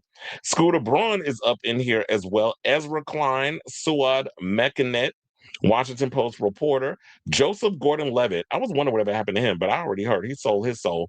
Joseph Gordon-Levitt, the actress. Sophia Bush, who was just a moderator or a co-host, on The View when Joy was out, who was also an actress and all of a sudden became a lesbian. Rick Warren, evangelical pastor. Then also they said Elon Musk is in there. We got was worth 1.3 trillion. Eric Schmidt, Peter Thiel, Henry Kravis, Marcos Galperin, Mike Cannon Brooks, Scott Cook. I believe he's from Scott Cook, isn't he from Apple? So yeah, these are some of the names and stuff that's up in here and all the craziness that's going on. So I just want to give y'all an idea of that and know who this man that y'all looking at is connected to. This one, I literally looks who's so orange in the face, it looked like Trump sat on it before he went out to sit in the lion's den. And thank the Lord that these ladies ain't sitting on no couch while they interviewing him, if you know what I'm saying, and I think you do. Let's get back to the clip. Well, I'm sure you guys don't agree with it, is that we inherited a mess and we're fixing it. But sometimes it takes a long time to fix a mess. Sonny. You didn't Okay. make a mess. You Mr. don't Vice make President, messes. according to a new report from the New York Times, you were the leading voice behind the scenes to release the Epstein files, and we applaud you for that. And you warned top officials, including top DOJ officials, at strategy meetings taking place inside the Situation Room. We understand that there are tapes of those meetings, that this was a huge problem for the base. The report says you even floated having Tucker Carlson interview Ghislaine Maxwell to clear the president's name, but you were rebuffed by your people. Why? Want to know why? He became he got a seat at the table. That's why. Once he got a seat at the table, once he got in that room with the elites, once he became and did the thing that, because, he was not the VP choice for Trump, but they put him up in there. That was Peter Thiel. When you got these oligarchs and these other stuff that's paying to keep your ass out of jail, then all of a sudden now you get a seat at the table. Of course, you're going to backpedal. So that's why. Just want to put it out there because he's not going to say that. Well, I'd say, first of all, don't believe everything that you read in any newspaper, whether it's a right-leaning paper or a left-leaning paper, because as you guys know, well, there are things that are true, things that are false. Sorry. I was going to say, I hit the wrong button, but yeah, it's all true what Sonny asked. He's not going to tell you that, though, but it's all true. Some things that are What totally part of it is missing true? context. Well, here's what I'll say. So, number one, I am, frankly, kind of a conspiracy theory on the Epstein stuff. And that story says that that's one of the things that's true, is that some people called me a conspiracy theory Chief of on the Staff, Epstein Susie Wiles, stuff. called you a And conspiracy I love theorist. Susie, but absolutely, she thinks I'm a conspiracy theorist on the Epstein stuff, because I think that it's crazy that you had this guy who is clearly a sex predator who is hanging out with a lot of very wealthy and powerful people. Like, that really bothered me. I don't know including your boss. what's there, of course. Nobody knows exactly what happened unless you were there, but that really bothered me, and I wanted to have full transparency. What I disagree with is the idea that the White House wasn't committed to full transparency. We have to remember, like, I was inside the room when some of these decisions were made. The Epstein Files Transparency Act, the one that the president signed, the one that led to all these files that we're seeing, the emails. By the way, again, sorry, do I have to defend my boss? I know you guys don't always appreciate this, but one of the things you see in the Epstein emails is that Jeffrey Epstein hated Donald Trump, and that Donald Trump literally reported Jeffrey Epstein to the police. That's bullshit. First of all, they were good friends, and the only reason why Donald Trump was pissed off at Jeffrey Epstein is because Jeffrey Epstein would take, because they were two peas in a pod, Jeffrey Epstein would actually take people that worked at Mar-a-Lago and use them as sex traffickers. That was the only reason why, because it's like, you're taking something of mine, and now you're trying to incorporate and put them up in your shit. It's like, But then also, if I don't know if y'all heard, but there's a recent story that just came out about Donald Trump that was another piece of the Epstein files that leaked out that this man is into nipple torture. He has a nipple torture fetish. It's out there. If y'all look it up, Google Schmool, you don't have to believe me. The evidence is out there. It was a recent story that was just done, not by the media, the mainstream media, because they don't want to challenge him. And that's what I love about the ladies of The View. He went in the lion's den. He thought that he was going to be able to come in there and do his little gymnastics like he gets to do over on Fox News, which pushes the propaganda and all the other political bullshit, and that they weren't going to come well prepared. And the ladies up in here came well prepared. So that's why I want to deeply give a shout out to before we finish, because I told you I'm going to be pausing a lot because I got a lot to say on this. So if you want to watch the whole thing, you can go do that on your own time. But shout out to people like Anna Navarro specifically and Sonny, who kept a knee on his neck in regard to this whole situation. And Joy too. Joy would throw a couple of digs up in there, which I actually like, and she was really going in and letting have too. You had Alyssa, who literally is up there tap dancing because she got dumbass family members that voted for him, and you can't tell me Sarah don't have family members, and she probably voted for Trump too, even though she tries to act like she doesn't. But I truly believe the ones that was really up in there holding him accountable and not letting him get away with his little slick crap, and he's not new or true to this, is Sonny and Anna. One of the things that came out of these They were files. best friends for about a decade. And remember, he signed that Transparency Act under duress when some Republican women, congresswomen like Lauren Boebert, like Marjorie Taylor Greene, did not give in to his pressure of not signing. He brought Lauren Boebert into the Situation Room to pressure her into caving on not voting for that bill. So let me respond to that. So That's all true. Let me respond to that. So number one is, yes, Donald Trump, and he said this, he knew Jeffrey Epstein back in the 1980s. He also threw Jeffrey Epstein out of his club when he found out he was a creep and reported him to the police. That's something that the media often misses when it reports the story. They tell us the fact that they knew each other in the 80s, which the president himself admits. They ignore the fact that he narked on him to the police and led ultimately to JeffreyEpstein's downfall. To that point, Anna, the Republican Party. Well, it's one of the things that led to law enforcement investigation. But on the point that you made, it was allegedly over a real estate deal that they got into a fight over. But the email says actually they didn't just know each other. Let's just be truthful and transparent here. They didn't just know each other.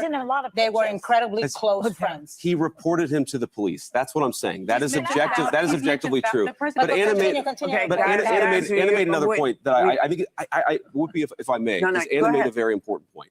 This question about, did Donald Trump release these files only under duress from Republicans? And Anna, you know the Republican Party probably better than I do. The idea that Donald Trump runs around afraid of Republican congressmen as opposed to the other way around is kind of crazy. What was the bipartisan? Well, him saying you probably know the Republican Party better than I do.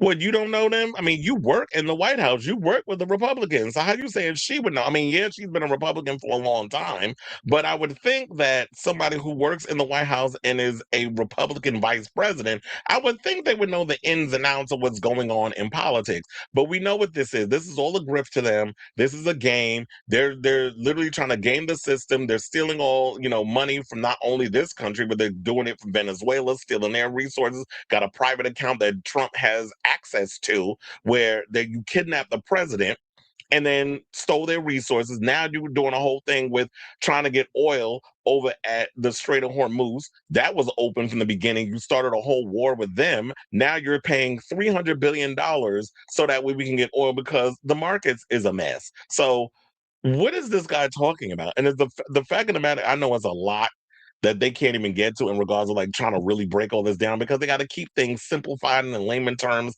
over there on The View. This is why I'm so glad I watch other conglomerates because, but they, like I said, they are doing a phenomenal job in holding keeping their foot on his neck. But let's get back to the rest of the show. But because the Republicans control the House and the Senate, particularly the Senate, you need the Republican sign off. What the president did is, look, I will say this again. I was in there in the meetings. He was very frustrated that the Democrats were making this about him when he's like, look, I threw the guy out of my club. I am the guy who reported him to the police, or one of the people who reported him to the police. The president was frustrated about that, absolutely. But he eventually came to say, you know what? Let's just get everything out there. Let's have this out in the public. And he actually called the senators. I was there. He called the senators and said, you know what? pass this bill, I'll sign it, and that was it. Well, then let me follow up briefly. Let me follow up briefly. Yes. It sounds like you believed that there would be men in the files who would be held accountable, rightfully so. And the American people are with you on this. Why haven't we seen the release of over 2.5 million additional? Well, you're not going to see it because Trump is mentioned more times than anybody in the files, and then if you're going to release the files, at least release it when it's not redacted, where it don't look like a CIA page or just black all over the words. And they said that his name has been mentioned more times than Jesus Christ in the damn Bible. So that's why the files are not going to be released, because Trump is all over it. He is a co-conspirator to what? Oh my God, what's that man's name? Jeffrey Epstein being a sex trafficker of children. He's a co-conspirator in that. He participated. I mean, he gave Jeffrey Epstein the ideas on how to do the whole trafficking thing, especially with the people that he was running around with in the modeling industry. I mean, we already know how he met Melania. Melania went through Epstein before he got to Trump. And the first time they had sex was on the Lolita Express, which was Jeffrey Epstein's private plane. So we met her through her. She was in a modeling service, masquerading as masquerading as a model, but was an escort. Because have y'all seen her work for elite models and doing Dolce & Gabbana ads? Miss Thing had her coochie and everything out. So, and I'm not shaming prostitute, because I live for the people that work in the sex industry. But we need to be even keel when we're talking about stuff. A point here. And they're not being truthful about how, the shit they do. Epstein file documents. It seems like you are someone that is on the right side of history on this. So we've released, I think it's 6 million files or 6 million pages of documents. My understanding is the 2.5 million, Sonny. I'm going to check on this to make sure, but my understanding is that a lot of those are duplicates of things that have already been released. So we're not holding anything back. Some of those things are like the courts have to order you to release them. So that was one thing that we confronted. You talk about this situation room meetings is, there's a big bunch of files that existed, I think in the Southern District of New York, or maybe it was some other jurisdiction. But we were like, we want to release these files, but you need the court approval in order to release the files. Sometimes we would apply to release the files and the courts would say no. So those particular documents, I would need to actually know exactly what you're talking about. 3.5 million documents were released, and my understanding is 2.5 million have not been released. Those may have been the ones that are under court. So I don't know what the documents you're talking about. Why is he trying to act obtuse like he doesn't know what documents? Y'all know everything that goes on in that fucking White House, especially when it comes to these damn files. Stop trying to play stupid. Don't piss on my leg and tell me it's raining. He's been doing that throughout this entire goddamn interview. Just like he plays in Whoopi Face when she asked him the question about black folks, which I can't wait till we get to that clip, but I know I keep interrupting. But like I said, politics gets me heated, and I always got to have a rebuttal in regards to stuff. So let's get back to the clip, because, this is a podcast, so we can go as long as we want. This is not like we confined by 7 minutes of just getting dialogue out and calling it a day. But I'm telling you, let me go to break. Let me go to break. Sure. Let me go to break. Because people are looking at me. Going to a break. And let's talk about the book. I'm here to sell books. Communion. Buy my book, please. Eventually we will, but this is a good opportunity for us to get some clarity on stuff. Great. We'll be back with more with Vice President J.D. Vance. Let it fly. We don't want that hot-ass book of fables and lies.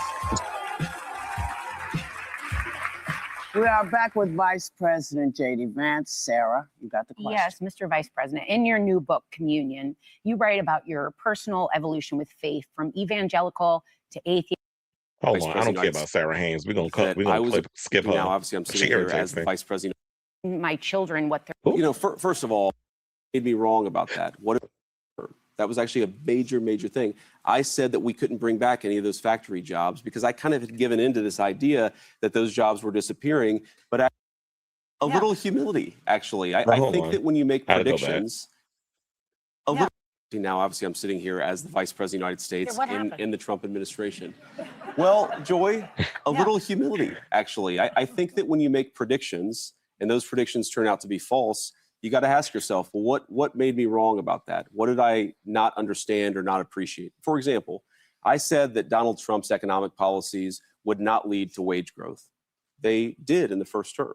That was actually a major, major thing. I said that we couldn't bring back any of those factory jobs because I kind of had given into this idea that those jobs were disappearing. But actually, Donald Trump, you saw a manufacturing boom during that administration. So there's a certain point. Let me just this question. So there's a certain point where you say, you know, I made predictions about this. I ended up being wrong. Yeah. And in politics and anything, I think it's important to just say, you know what? I got some things wrong, and I was wrong about him. He was a very successful president. It's one of the reasons. Y'all got everything wrong. He has not been a successful president. He's one of the worst presidents to ever have run a country. So I don't know what he's talking about. But of course, you being the VP, this is the bullshit that he's going to spoon feed y'all. This is why I've been so supportive but of you him. go on in the book to explain that good policy was maybe one of your justifications, but the quote and when you tweeted that or X'd it was not about policy. It was what Christians were willing to excuse. That I was wrong during the first campaign is that I was led to believe by the stories. I read stories that said Donald Trump said that all Mexicans were rapists. He never said that. What he said. Yes, he did. He definitely said that all Mexicans are rapists. Do we need to go back and roll the tape? Certain South American countries, Central American countries were releasing criminals into our country, including Mexico. By the way, that was objectively true. So it's not so much Christians. Fidel Castro did that in 1980 with the Mariel boat lift. There have been many, many journalists, including CNN, where you used to work and be my colleague, that have tried to find evidence of that. There is no evidence that Maduro was releasing people from insane asylums or jails like Fidel Castro did do.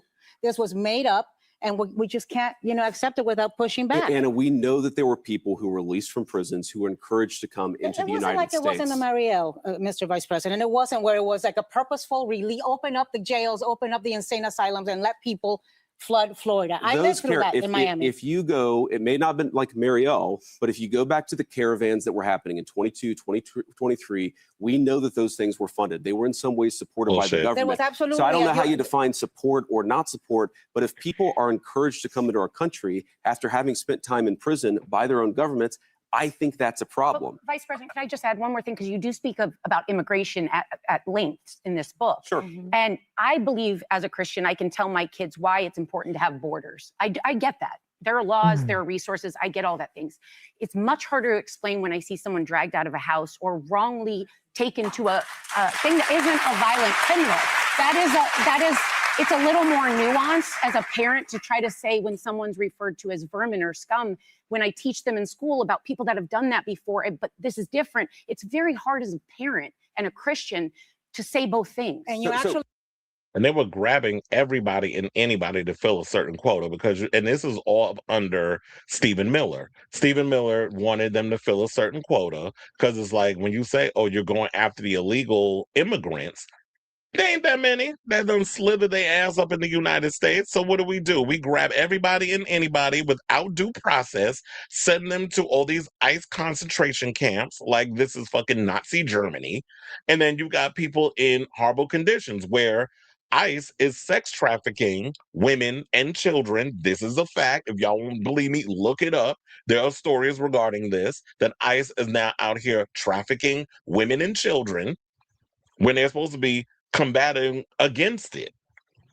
And there are people still being run around and they're trying to get people out of these situations, and there's no way for them to get out because they're being held up in place without due process. You're not even letting attorneys and political figures get into these buildings to see what these patients are going through, with the fact that they're not being given the proper medical care, be it if they have HIV, menstrual cycles. We've heard the stories regarding that, and you got them packed up in rooms, people with COVID, all kinds of other stuff. Yeah, COVID ain't gone, it's still around. So there are people who are not getting the proper medical care in these facilities as well. And they were talking about how horrible the conditions are. But of course, they're not going to talk about this either. Please say in the book, you talk about this. You talk about this struggle, this internal struggle in the book, and you talk about moral trade-offs that result in favoring a strict migration policy without dehumanizing anyone. But listen, over 50 people have died in ICE custody. There are thousands of children, 6,200, that are being held in places like Dilley Detention Center. The people that have visited those detention centers, I don't know if you have, talk about the subhuman, infrahuman conditions, the lack of clean water, the lack of medical attention, the lack of education. I would urge you as a Christian and as a father to visit those detention centers where the children are being held and make sure that the conditions. The type of Christian that J.D. Vance is, they're the worst type of Christians. They're Christians in name only. CNOs, I guess what we'll call them. They're Christians in name only, where they like to perpetuate this image that they're above it all, or they care because of the name of Jesus. But they get off. Their kink is literally to watch other people suffer, to get off on people being deported. I've seen these so-called Christians when they go in comment sections and they say all kinds of crazy shit and they wish ill will on others. They don't follow the true teachings of Christ and all that stuff. So he's not a real Christian. A lot of these evangelicals, they're the worst. I'm not saying that everybody who believes in God or whatever the case is a horrible human being, because there are some people who follow the teachings and judge not unless ye be judged, and don't sit and judge people and all those other things. But these people, like him and all these other people, they're the worst type of Christians. They're the Christians who they're masquerading as Christians, but they're really grifters on the financial side and using Christ as a way to make money. Up to the values that we hold in this country. So you guys have thrown a lot at me, and I see we got 30 seconds left here. But let me say, You're number the Vice one, President, you can go long. I'd like to pick up on this theme because I think it's really important. We do have to strike a balance, of course, between enforcing our laws. We don't want to dehumanize people. That is the balance that, look, that is what you're law doing. Enforcement, what I'd say about this, law enforcement is always inherently not a very pretty process, especially when you're dealing sometimes with violent people, with people who are resisting arrest. Some of the people that I've been told by the media were completely peaceful, had never violated any laws. You actually look into the record and you find out that those people were actually being violent, or they did have a criminal record. They had a sex trafficking conviction. Don't have criminal records. So the majority of people that ICE is rounding up and taking out of their homes from their families, they're separating families. They're using children as bait. But the majority are not criminals. But can I respond to that, guys? Let me just say this. Okay. So they're also showing up at places where people are trying to get their visas renewed and grabbing them and deporting them. So they're going in on their appointments. They should have brought this up too, but it probably is because they got a lot on their mind. But that's what I'm here for. So they rounding up people at their freaking appointments at the law offices. They're going in trying to get their visas renewed, and then ICE is up in there grabbing them when they're there trying to get their situations. So, like I said, trying to fill a quota, because this is, Trump trying to perpetuate this. It's always about optics and how things are perceived and how things look. That's all they care about, is perception, because, they're all about marketing and media. That's what all this is about. It's all a distraction. You talk about the children. Here's what I'd say. Do we know that during the last administration, we had tens of thousands of children who were sex trafficked by the cartels, who were brought into our country, also sex trafficked by ICE, in profoundly dangerous and predatory conditions. Let's talk about this administration. But here's the point. Unless you enforce the border, you invite that kind of conduct. You think that our immigration policies are inhumane based on the reporting of one person with a political bias. What I'm telling you is that it's inhumane to allow cartels to sex traffic people across our. Like I said, it's not just the cartels, it's also ICE. And I should also say this, is that Joe Biden deported more people. They call Obama the deporter in chief because he deported a lot of people. Should also point out Biden deported a lot of people under his administration, more than what Trump did in his first administration. So, and I think maybe in his second. So when you sit up in here and try to make it seem like the Democrats all for open borders and this, that, and the other, it's a lie. I'm telling you, all this shit I'm telling y'all can look it up. So you could sit, and so people can come in here, and I'm talking about the people that's just going to come up in here with their bullshit, like a lot of times they do, and say like, "Oh, you're a liberal this, a liberal that." No, I am not a liberal. Y'all need to actually look up what the fucking word liberal means. What I am is a democratic socialist. That's what I mostly am. So when you look at the people like Graham Plattner, or even a what's his name, my mayor Zoran Mamdani, that's where I more or less fit in. Progressive. someone who actually wants things and change and equality and things for people.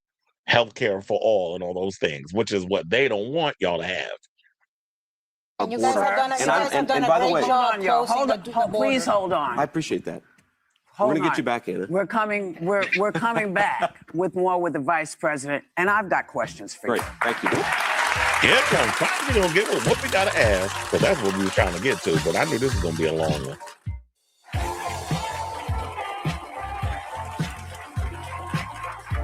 We are back with Vice President J.D. Vance. Sir, you come from a poor community. Sure. You know how hard it has been for people. Two things. You talk a lot about your Catholic faith, but the Catholic faith says we take in immigrants. We take in people who don't have or who are having a hard time. How do you justify both things?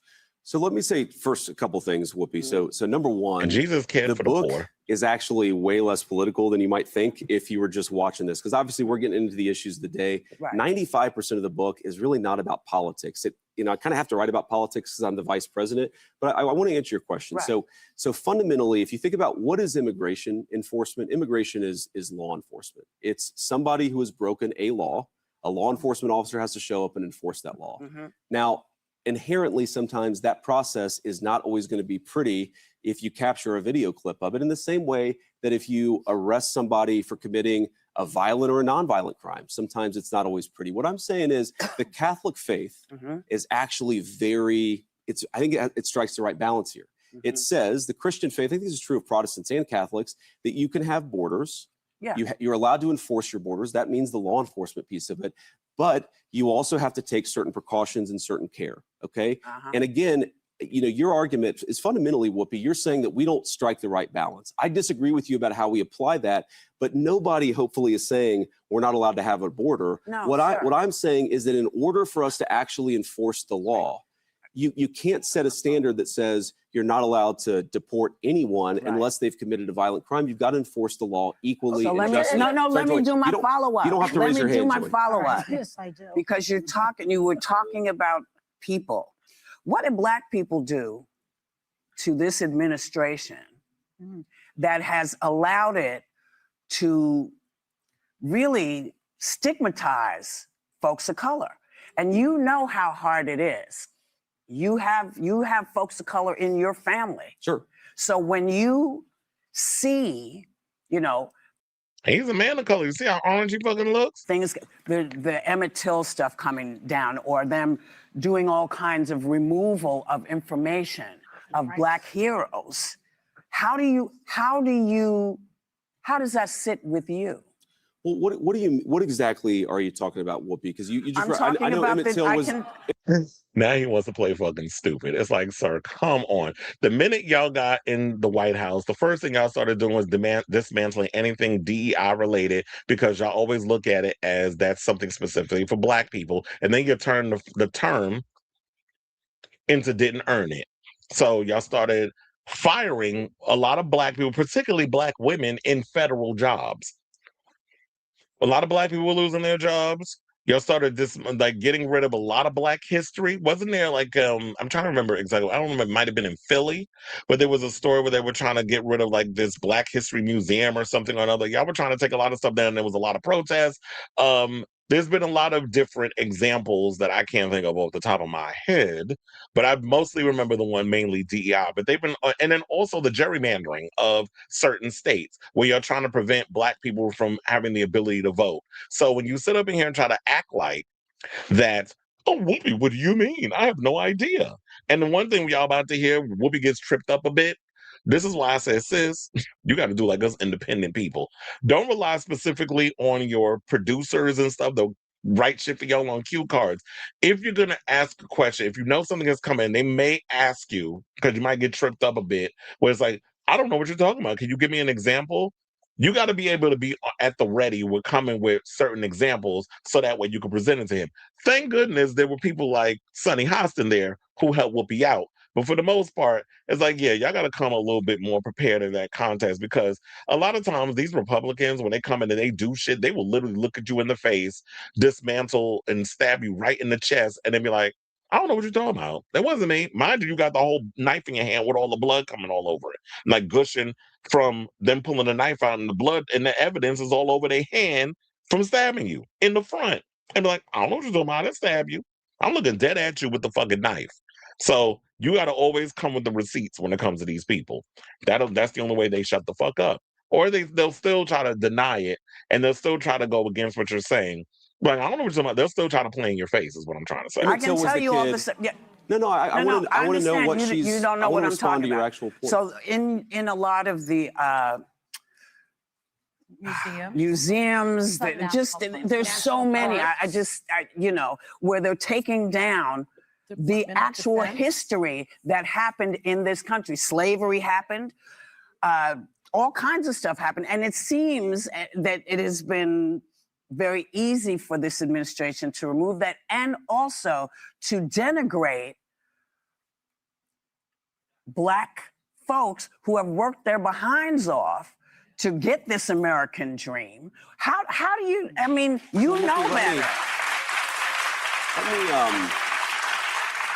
So Sonny, that was actually a very helpful intervention, because I think the story you're talking about is where, you know, allegedly the administration is holding back the appointments of people based on skin color. I've seen this story. I'm talking about a host of things. I'm talking about Black history getting erased from public spaces. Black voter districts are being dismantled.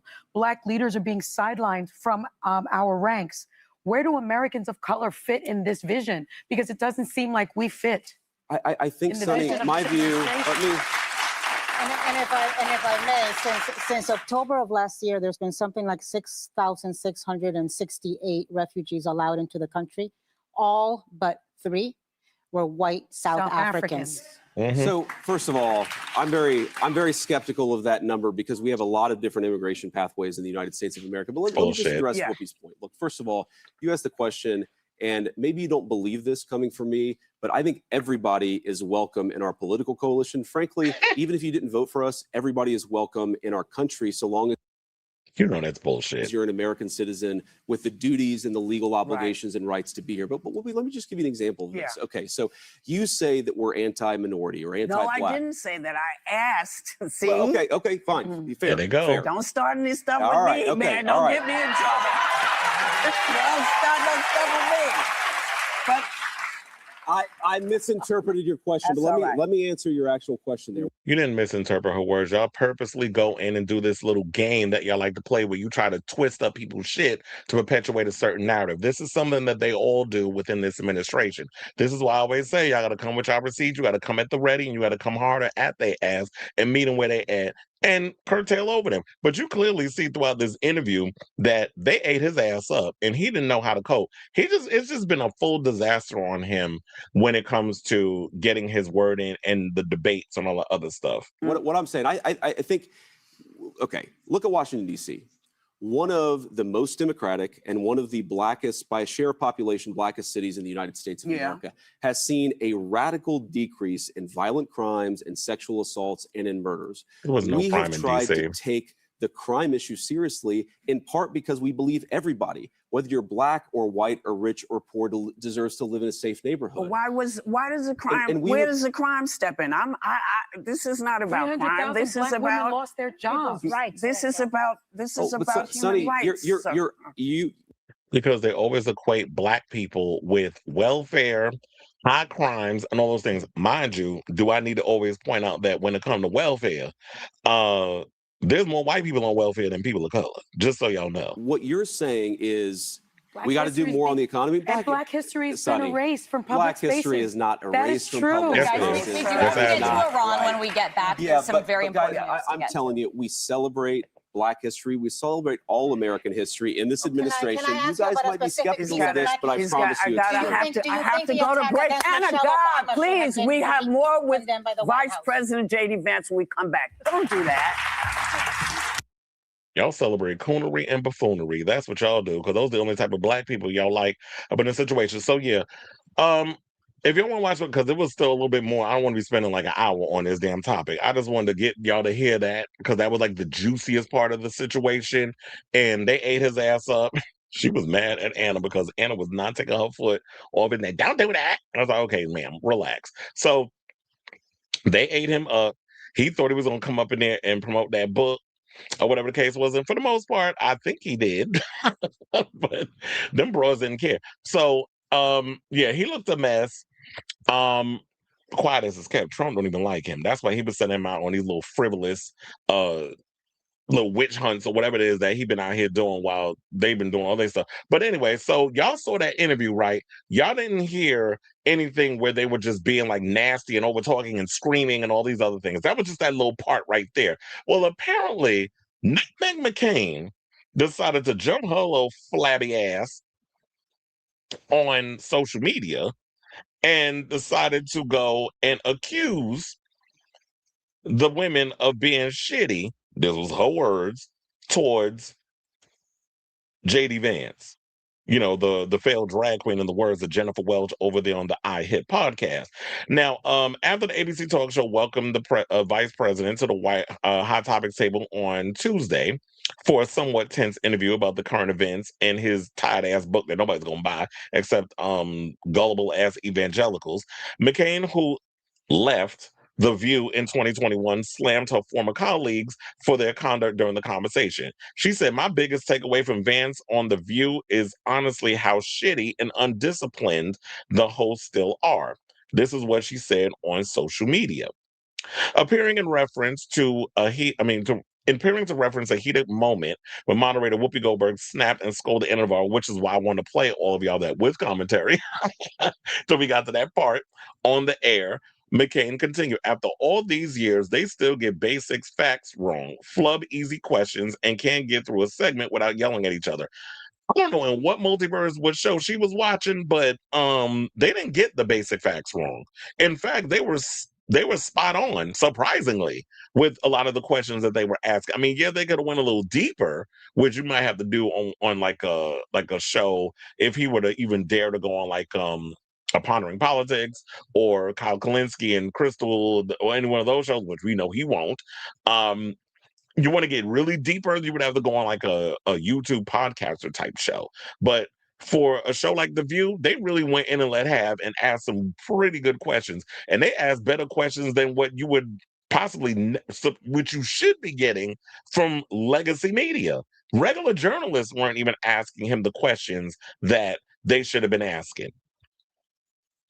So they said, well, we don't need to get into the whole Whoopi getting frustrated with Anna because y'all saw the clip.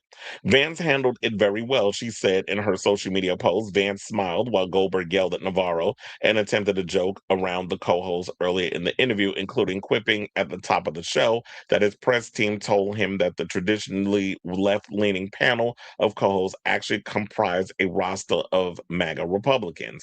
And funny enough, I heard that when he came out, a lot of people in the audience didn't clap. Still, Vance deflected several hard-hitting questions and offered questionable explanations for some of Trump's recent remarks about the economy. Vance also claimed that, "I'm telling you, we celebrate Black history," which they don't. "We celebrate all American history in this administration." When you say all American history, we're talking specifically Black history, because tomorrow is Juneteenth. We're going to see how y'all celebrate that. Or you're going to not acknowledge it, because you know how Trump likes to put in his little, not even microaggressions. It's literally a fucking bullhorn where he screams out his racism. Among other things, in January 2025, Trump's Defense Department issued guidance that declared identity months ahead with regards to things like Black History Month, according to the Associated Press. McCain has long spoken out against a former co-host on The View after she left the program in the wake of a wild on-air clash. She's always clashing with Joy Behar. And she also, they said, regularly fought with other panelists, as we know. Even after her departure, she went in on Alyssa Farrah Griffin, the conservative panelist who replaced her on the show in 2022. And she said, "I'm going to say something that's a little nasty," which she probably gets on because that's the only way people pay attention to her tired ass Citizen McCain talk show. She said, the person they replaced me with is a joke. She is in no way representative of conservative women. Well, quiet as is kept, you weren't either. Now, it's been wildly disappointing experience for me to see what legacy I have, legacy she helped do. You mean at the hands of, you got the job because of who the fuck your father was? Like, bitch, shut up. I'm never gonna finish reading whatever the hell she said. But here's the thing, child, when she wrote what she wrote on Twitter, the people on Twitter ate her ass up. So I'm gonna read to y'all a couple of what the people on Twitter said. So one person said, roll the clip of you as a host on The View. You were the worst and most undisciplined and unprofessional in every single way. Another person wrote, Vance is a complete idiot and is a pedophile protector and liar. Another person wrote, and it's still 1,000% better than when you were on. Because, when she said my biggest takeaway from Vance on The View is honestly how shitty and undisciplined the hosts still are. After all these years, they still get basic facts wrong, flub easy questions, and can't get through a segment without yelling at each other. Another person said, well, you're kind of acting pretty shitty yourself these days, bitter, mean, and brainwashed by a current at GOP that has not one person of true character like your father was. Another person said the biggest takeaway is your own hateful, selfish, and miserable attitude. Another person said, my biggest takeaway from this is you basically spit on your father's grave defending this administration after Trump dragged his good name through the mud. You're a waste of skin. Your father would be ashamed of you. Damn. And last but certainly not least, another person said he lied about why the Epstein files are being withheld. Sit your neocon butt down. I wish it would have wrote ass. But look, like MAGA and the obsession, and their obsession with trans women and labeling black women men, NutMeg can't seem to keep the View's dick out her fucking mouth. She knows the only way that she gets a smidgen of, or should I say smidge? A smidgen, a smidge, smidge. I will go with smidge. Gets a smidge of virality is by shading her former job. Now, lest we forget, NutMeg was insufferable as a co-host. She was rude, loud, and vastly aggressive against her co-host, particularly against Joy Behar. So to fix her thin ass lips to say with all seriousness that women can't speak to the VP without yelling is rich coming from her hypocritical, wide, square shaped ass. So in the words of drag queen, or I should say drag race queen, Jasmine Kennedy, this is your moment. Have it. Because clearly that's what you want, bitch. So I say all this to say, this was a long ass segment, yeah. But we had a lot to get out in regards to that. I definitely want to hear from y'all. What do y'all think of this story? Because I was gonna say, did you see the whole clip? I basically showed y'all the entire interview of the JD Vance interview on The View, gave my little commentary. I definitely want to hear from y'all regarding that. And with hypocritical ass NutMeg McCain fixed her hypocritical ass mouth to post on social media. I'll tell you, now if there's one person that has the inability of reading a room, is NutMeg. So I definitely want to hear from y'all in regards to all of this. So let me know what your thoughts are on this story in the comments down below. Hold on, y'all, because I forgot to do something. Shit. Before I get to y'all comments, I forgot to upload the Luigi Mangione photo. I was like, wait a minute. I knew it was something.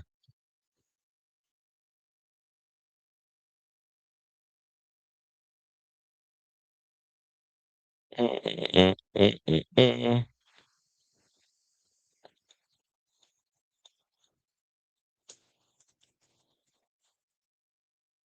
Okay. All right. Mm-mm. I was like, I knew it was something I was supposed to do, but I totally forgot because that was a last minute addition when I did the whole Luigi situation. Ooh, excuse me.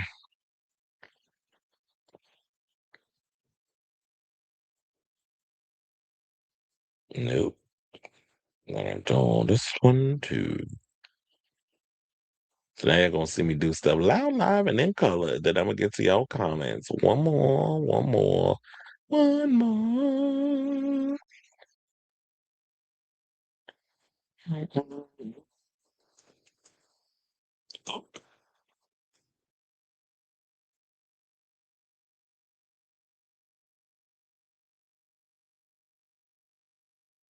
All right, so let's see what y'all are saying over here in the comments because I know there was quite a few.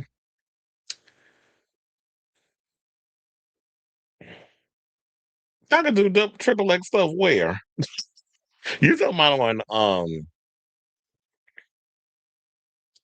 you talking about on Patreon? I'm trying to keep it cute over there. It said my Hillary Duff shirt shipped. I got paid early because of Juneteenth. Shout out! I think I got paid early too because I don't normally get paid on a Wednesday. I got paid yesterday. I was like, I never get paid this early unless something's going on. Oh, shout out to Maya. I'm probably hit up her manager Mike Kilman and be like, congratulations to your girl signing a WME. Gas is over $5. Look, it's all expensive. So they sit up here talking about gas drop because the other day I drove past the gas station, whatever. I'm running all alone in the gas station. Well, I don't know why Slater just popped in my head, but it was like I went by the gas station. That shit was $5 still, or damn near $6. So I don't know what the hell they talking about. It's been down like 30. And shout out to Slater because she did say that she's releasing a companion album to Worst Girl in America. I think we talked about that the other day. Due to the Grammy rules, but Madonna is eligible for. I sell that, but I was like, is this really true? Is eligible for Best New Artist. That's how loose the criteria is. But like on Twitter, someone pointed she has more than 40 songs. That would be crazy. Like 40 after 4 decades, they'd be like, let's nominate Madonna for Best New Artist. They're gonna be looking at y'all like, really? Come on now. My message to JD Vance: don't tell me lies, don't tell me excuses, because I am not your mirror. For every liar has to tell the lie to themselves before they try selling it to their target audience. Exactly, and that's what they do.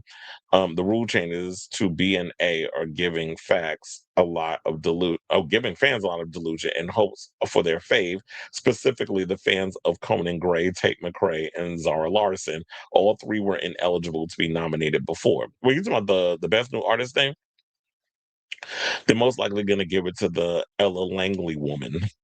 Not Ella Langley, the way you wrote it, though. But she's hoping for a Slater nomination for B&A. The better at least she better at least get 1 nom. Look, Slater put out one of the best albums of 2026. She better get nominated for Album of the Year. Now that would be the ultimate gag. If y'all put Worst Girl in America up as for the AOTY award, then that'll be Trump sent Vance because he's not man enough to face the ladies of the View. Yeah, he'll sit and talk shit online, on live social, or in press conferences while in between, naps. But he don't have the balls to go up on it because, they will eat his funky ass up at that table. I bet when Trump told him to go, Vance probably said like a whiny 5-year-old, do I have to? Got more eyeliner than the View coat. Okay, because you saw that eyeliner was popping. Vance is concerned with his political future. Nobody's voting for him. Like, quiet as it's kept, or is it really that quiet? The only way JD Vance is becoming president is if Trump dies. Nobody's voting for him on his own accord. Like him actually campaigning to run like a regular president or a regular campaigner would for president, he wouldn't get the votes. People don't like him.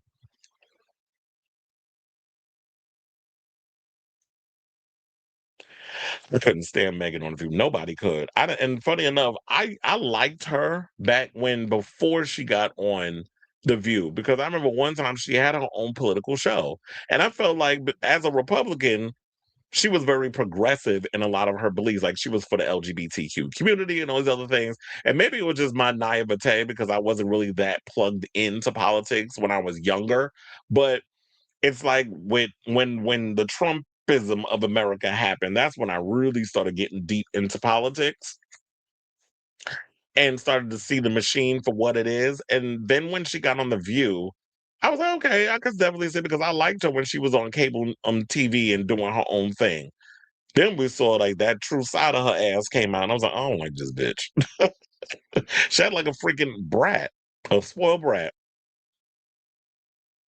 Yeah, I know a lot of people of a certain age, like my parents love The View too. My father specifically loves The View. Hey, I never knew Knicks tickets were so expensive. How do they fill the stadium? I don't know. People find ways, but trust and believe, people will buy them tickets. I told you a nosebleed was $8,000.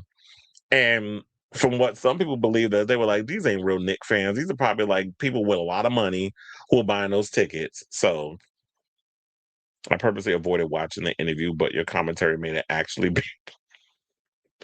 Just believe I did not watch the interview either. I was watching clips online, and then I was watching other commentators comment on it. So that's where I was getting it. And then I was collecting information and putting all that stuff in there. So yeah, it was like I didn't watch it either. I didn't sit and watch the full view thing. I was just watching clips and stuff. And then I just came with my notes and things basically at the top of my head in response to what they were saying. Trump is a keyboard warrior, among other things.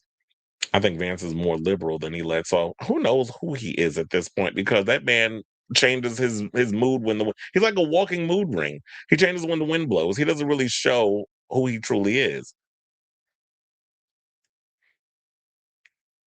Of course he did. Yeah, he even called them he called them a lot of things. He said a lot of crap. And he was like, well, how come, you're not going in as harder? Because it's like he's in a different position. He's the vice president now, which Trump didn't want, but had to go along with it because when you have, all these oligarchs like Elon Musk and Peter Thiel basically keeping your ass out of prison, you go along with what they want. That's why I brought up that list that came out with the whole Peter Thiel thing and added it into the topic because I was like, it all kind of goes together. All right, y'all. So now let's get into some more news now that we can move on from that mess. And let's talk about Luigi Mangione. So Luigi hasn't been in the news for quite a while, but I think he went to court yesterday, and he's now going to assert a psychiatric defense at his state Red Room trial in the unaliving of the healthcare CEO. So he, Luigi is doing what he got to do to try to stay out of prison. And I'm assuming people ain't gonna be too happy with this situation. So Luigi Mangione appeared in Manhattan criminal court on Wednesday, where Judge Gregory Caro unsealed Mangione's defense team's motion to potentially seek a psychiatric defense on the basis of extreme emotional disturbance at the time of the pow-powing of UnitedHealthcare CEO Brian Thompson. Mangione, who sat in between his lawyers and wore a dark blue suit, was quiet throughout the brief hearing and held a folder up in front of his face for most of the time. Photographers were allowed to take pictures, probably because they was all up in his damn business and he didn't want y'all trying to take back what he was saying. Like if you ever been to a basketball game, like particularly Knicks game, whatever, you'll see sometimes, or even baseball, they'll put their hand to their mouth so y'all not getting their plays on camera.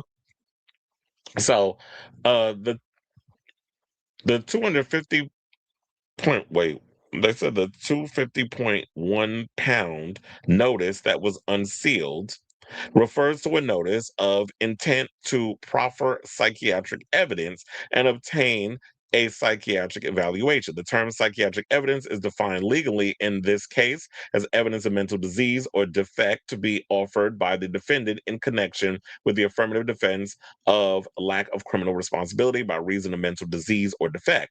There are two types of psychiatric defenses: not guilty by reason of insanity, 1A, and the one Mangione is claiming, which is extreme emotional disturbance, 1B. I think I messed up. It said 250.10, which is 1B. But I thought it said pound, but no, it says 1B. Excuse me. For example, a spouse who catches their partner cheating and unalives someone in the heat of emotion. Don't they call that a crime of passion? The type of psychiatric defense would bring the murder charge down to manslaughter. Filing this notice does not mean Mangione's defense team is definitely using a psychiatric defense, but they cannot use a defense without providing advance notice to the court. Today, Caro told Mangione's team they were in danger of losing the option to use the defense if they didn't file all the appropriate paperwork. Regardless, the prosecution still bears the burden of proving to the jury that Mangione committed an illegal act. Mangione will have the burden of providing extreme emotional disturbance if his team goes forward with that defense.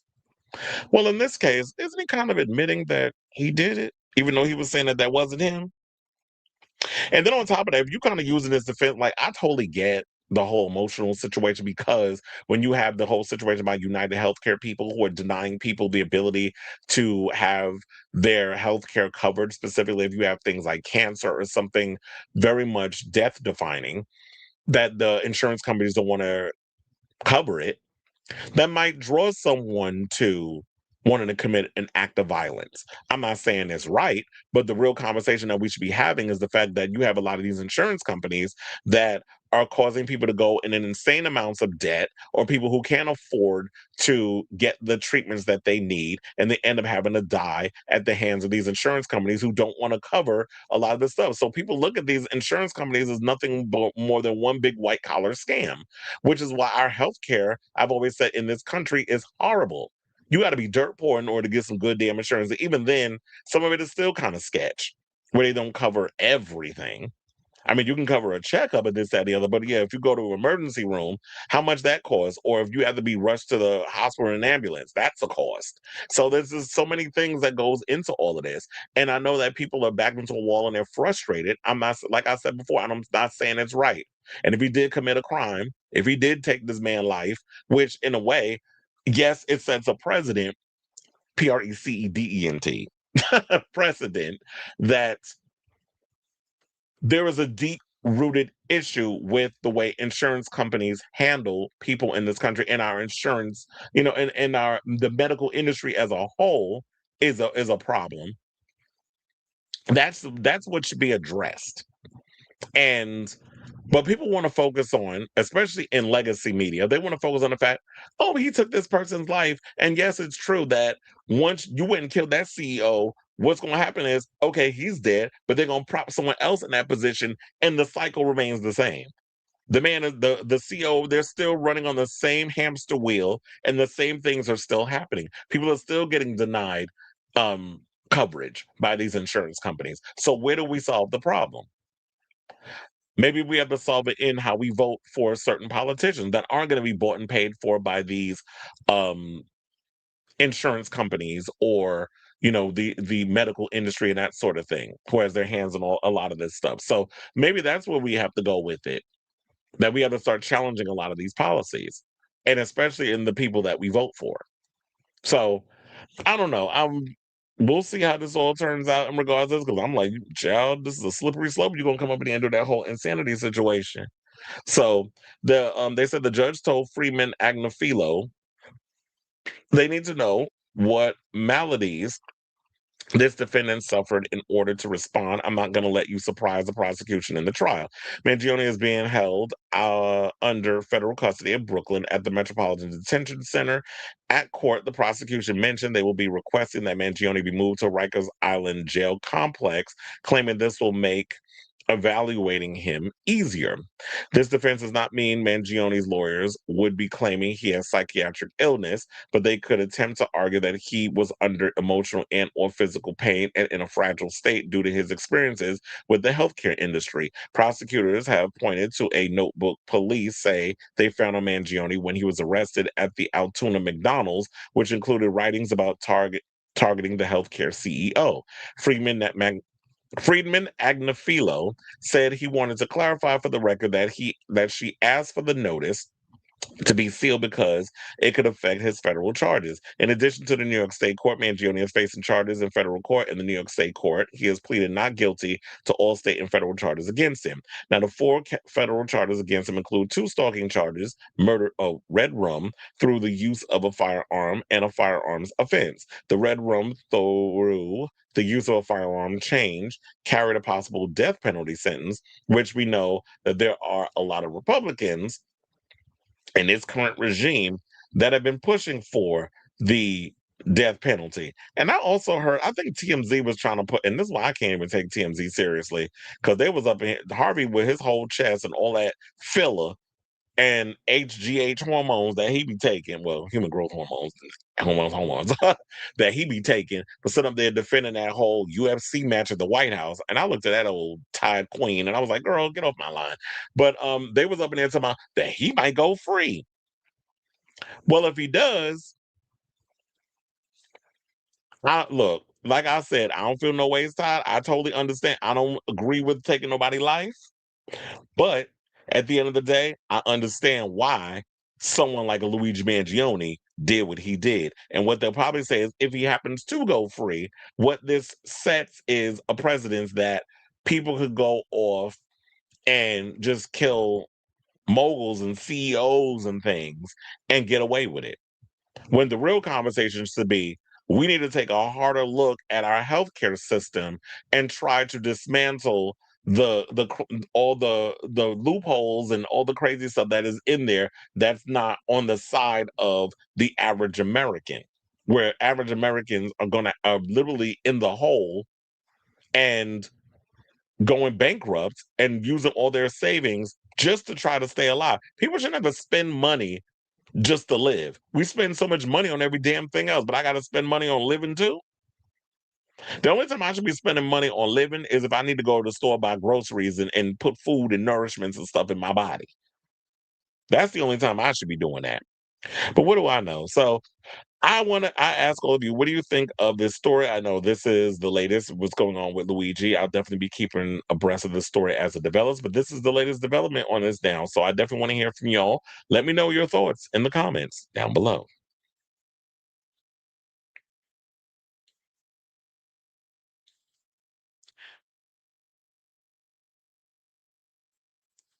You said, why doesn't he man up and do the time? I mean, quiet as kept, he has been doing the time while he's waiting for his trial. Yet, if a boyfriend or husband unalives their spouse, it's considered a crime of passion. Luigi is where people who did what he do go. They're playing to see what happened. What had happened? Not what had happened was. Child, don't even get me started on the whole Carmelo Anthony situation because Carmelo Anthony was unjustly put in prison. Now, don't get me wrong. He went and stabbed that boy, and he should do time for that crime. However, the way that they sentenced him was some bullshit. And the fact of the matter was, after the fact, you saw the father was literally all over social media making racial comments about black people, talking about how they're disproportionately on welfare, how they don't have fathers, and all kinds of other stuff. The shit he was saying was disgusting. And if I was if I was Carmelo Anthony's family, I would appeal the case. Hopefully they are, and I would use what this idiot has said as evidence against him because he immediately went online after the whole conviction was saying, he said, no, didn't mean to send that. Wait, what happened? And you're talking about fine, convicted, and sentenced real quick. Why? And you're talking about why was he convicted? Well, you do know Carmelo Anthony is a black man and Luigi is a white man. So Carmelo and in Texas, where they, it's not just where they golf. There are also a lot of racists out there. So you already know that the system is not built to be for black people. So I don't know why we acting surprised about that. That's why they convicted him. And on top of that, it was an all-white jury. So we already knew from the moment that was all going to go down. He just had the worst counsel because they should have had a mixture of people up there. You can't just sit up and stick a bunch of white people on a panel and thinking they're going to give a fuck about a black child who was being picked on by twins. And then you see how the twins' father reacted, and I was like, and that's why your son ain't here because of your behavior, that taught behavior of you spewing racist rhetoric on social media. Where do you think that shit is learned? The parents. The kids learn that from the people that they surround themselves with. Or they at least try to unlearn the behavior when they get to be around different people. All right, y'all. So now we are down to our final four topics. So before we get to our final four, if you could please do me a solid, hit that like button, smash notification, hype the channel, do all the things so that when we go live with a brand new episode of the show. I also have set up, and I know I'm going to be promoting for a while. I just set it up yesterday. I got me a new Patreon. Patreon.com/ the Chris Avalon. Or is it Chris Avalon official? I think I meant to put the Chris Avalon, but I put it Chris Avalon official. Anyway, so it's in the description down below on the YouTube channel. You could just look in there, click on it, it'll pop open. You can subscribe. It's free for now. When I put enough stuff up, just want to give y'all a little preview. and then of what you could expect on there. Once I've been in the pocket for a while with it, then I'm probably going to start charging.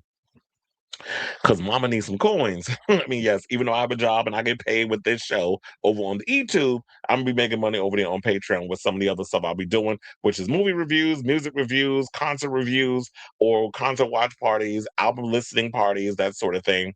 And that's what's going to be coming in the coming months. So please do me a solid hit and start subscribing to the channel over there. Now, without further ado, let's talk about Miss Jennifer, who's in the news yet again. So she did an interview the other day. We did talk a little bit about it from the Smart Less podcast that she did.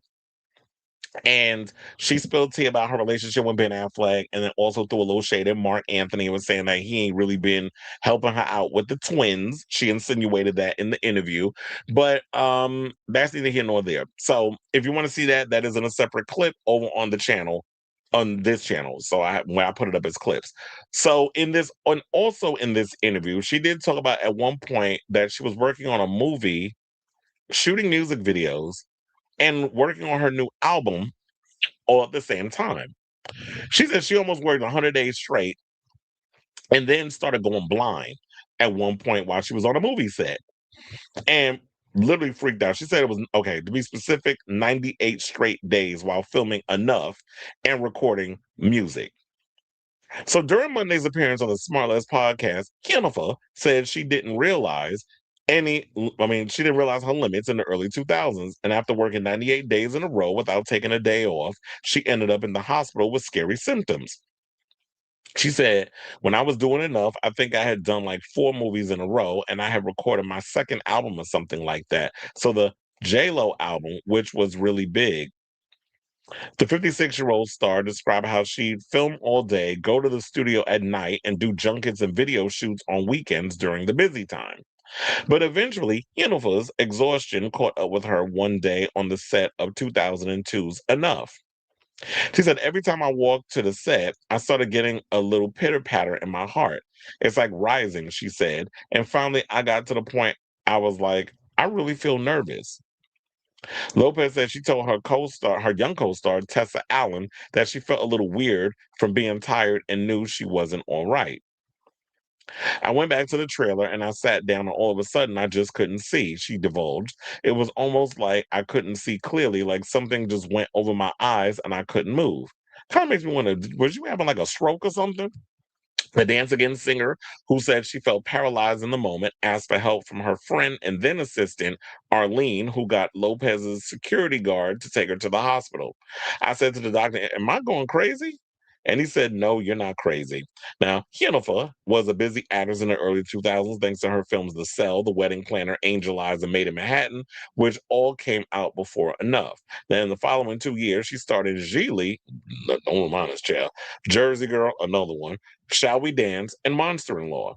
She also put out 3 albums between 2001 and 2005.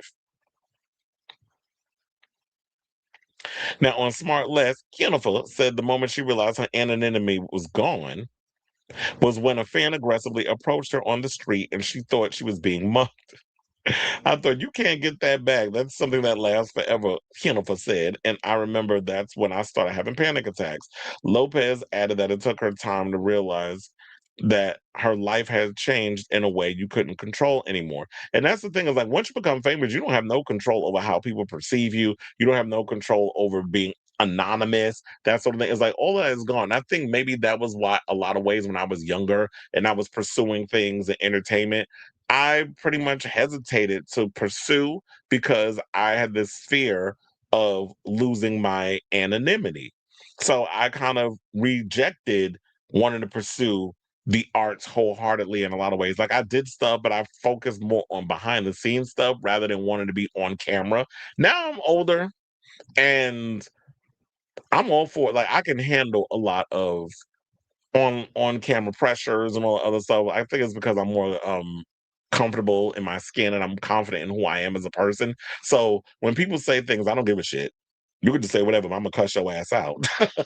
But in so many other ways, like, yeah, girl, I mean, I understand, like, you was like one of the biggest Latina artists in the world, and being overly ambitious and working hard and trying to be able to accomplish so much at once where you're doing so many back-to-back movies. She barely toured or didn't tour at all because she was so fixated on being the big time actress. Then you go into the studio recording other people's songs and trying to put an album out because you're at the mercy of Sony and trying to capitalize on the success of the On the Six record. So then you're creating the J-Lo record and trying to follow that up. Then you up in here trying to marry Tom, Dick, and Harry. So that way you can have a personal life along with the professional life. But the professional life is taking over the personal life or is overshadowing the personal life. And then you're trying to do all these things because you don't want to say no and not taking time to really like listen to your body and take care of yourself, that you realize all of that catches up eventually. And her being young is like, yeah, you can handle the hard work and doing all other stuff, but at the same time, you have to learn to listen to your body and not put yourself in a position where it's just like, yeah, you keep this up, you can have a heart attack, you be having a stroke, you can go like all kinds of crazy stuff can happen, and you don't want to end up with like a popping a vessel in your brain from overworking, if that's what it was. But I do wonder because they didn't even say in the article, like, did they come to a conclusion of what it was that you had?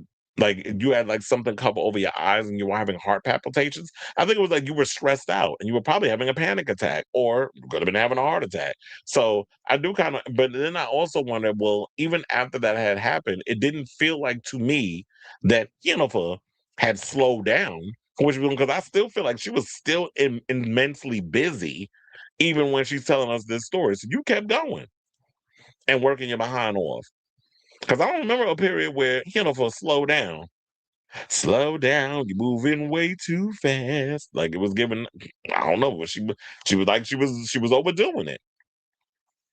So shout out to you, girl. I say all this to say, what do you guys think of this story? What do y'all think might have been? I mean, for those if y'all in the medical field and you understand what the symptoms were, definitely slip it in the comments because I'm curious to find out. Like, maybe she was having something, if something was happening due to stress, and probably was having a panic attack or a heart attack or something or another. I mean, I don't know. I mean, there have been times where I be working a lot and I do be getting them palpitations, and I'm like, "Ooh, take a deep breath, slow down, don't overexert yourself." And I'm at a point in my life where I don't overexert myself anymore. Back when I was younger, I used to, but now I'm just like, no, I'm not killing myself out here for what? Because then I be getting all these pains and ailments and all kinds of other stuff.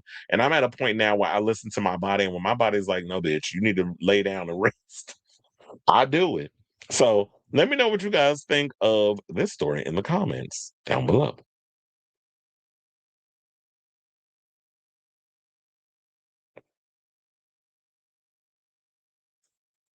Wait, why is it not loading? Sure do. They said kids pick up on.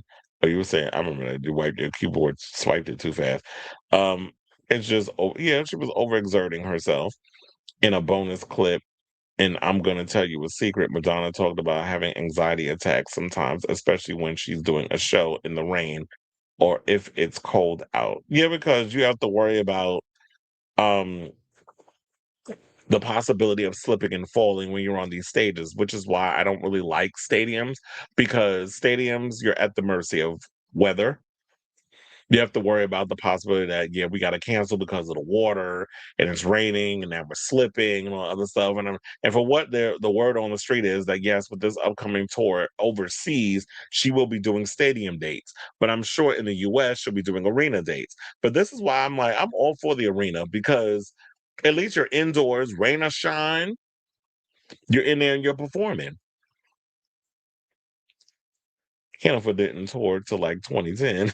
Yeah, that's what it is that she's exhausted. You can't just continuously, work, work, work, work, work, and then it's like work, work, work, work, work, work. You can't keep doing that, and then it's like, yeah, you're gonna overexert yourself, you're gonna be tired, your body's telling you need to slow down, but you're not listening. Oh no, I gotta finish, I gotta get to the finish line, I have all these things, all this pressure on me, and I got a lot of mouths to feed, and I gotta do like you're thinking about all this stuff. So when you have a big team of people and you don't want to be broke, because of course you're a person of color working in the crazy tough music industry and film industry, you don't want to turn down work, so you're going to do whatever you can. I still remember that clip of Jennifer falling on stage while 9 months pregnant with those twins. I don't even remember that. I was like, she fell on the stage. First of all, you shouldn't have been up there performing when you got babies in your belly. And that's crazy. Wasn't that the time when she got up on stage and she was performing with Mark?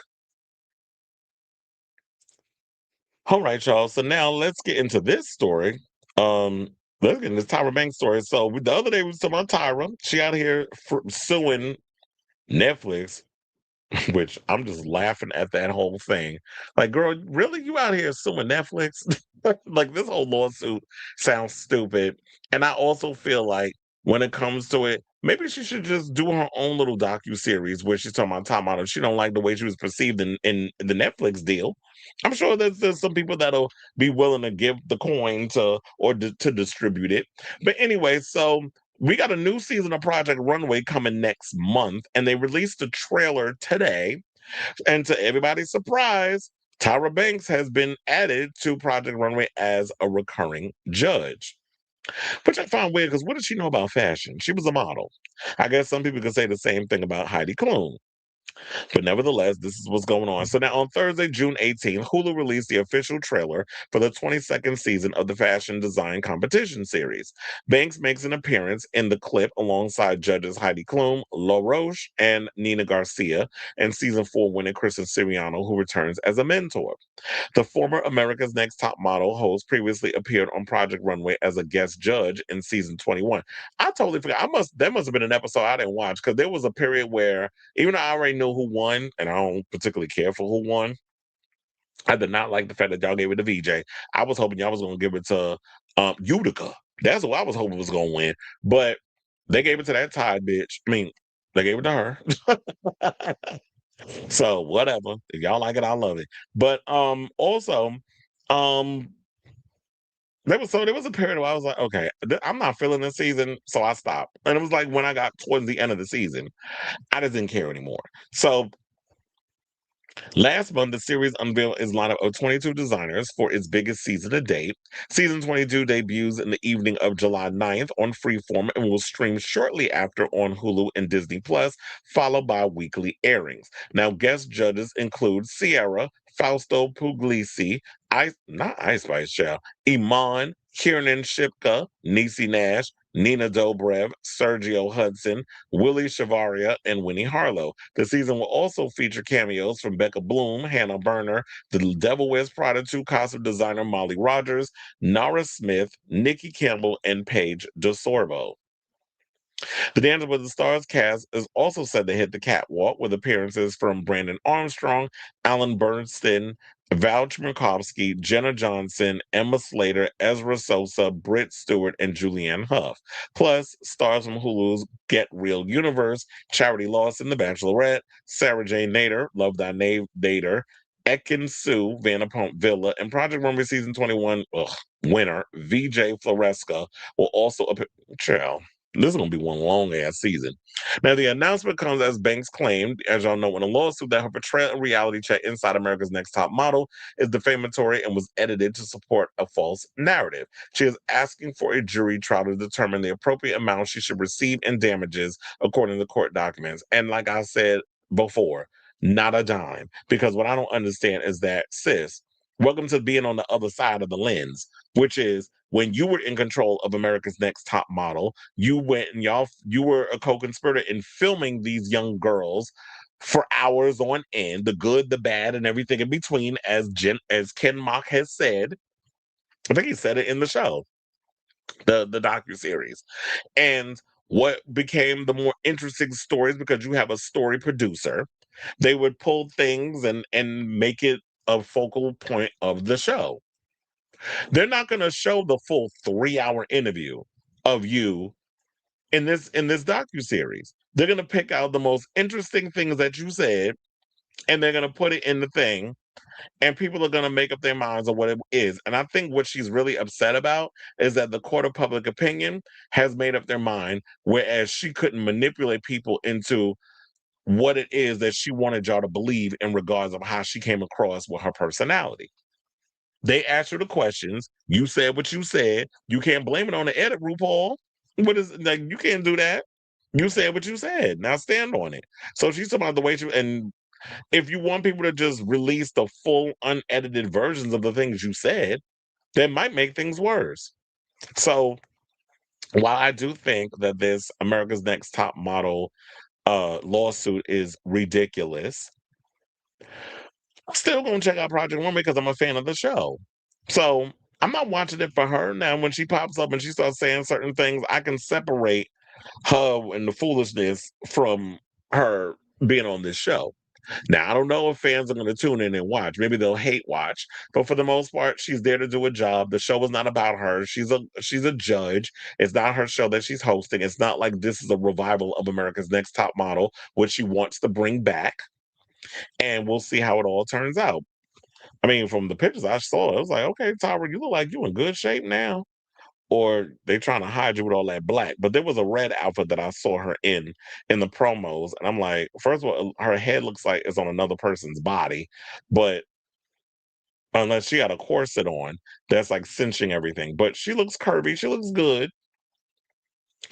And so yeah, I definitely want to hear from y'all. What do you guys think of this story? Will you guys be checking out the upcoming season of Project Runway? Were you already going to be checking out before Tyra, or are you planning on not watching because Tyra's going to be a part of it? And well, look, we don't know to what extent she's going to be on the show, but I'm gonna check it out because, like I said, I'm a fan of Project Runway. I'm not there specifically for her. She's gonna be a part of the show. I can tolerate her for an episode or who knows how many episodes she's gonna be doing, but I can tolerate her while I'm watching a full season because I'm there for the contestants and the designs. So let me know what you guys think of this story in the comments down below.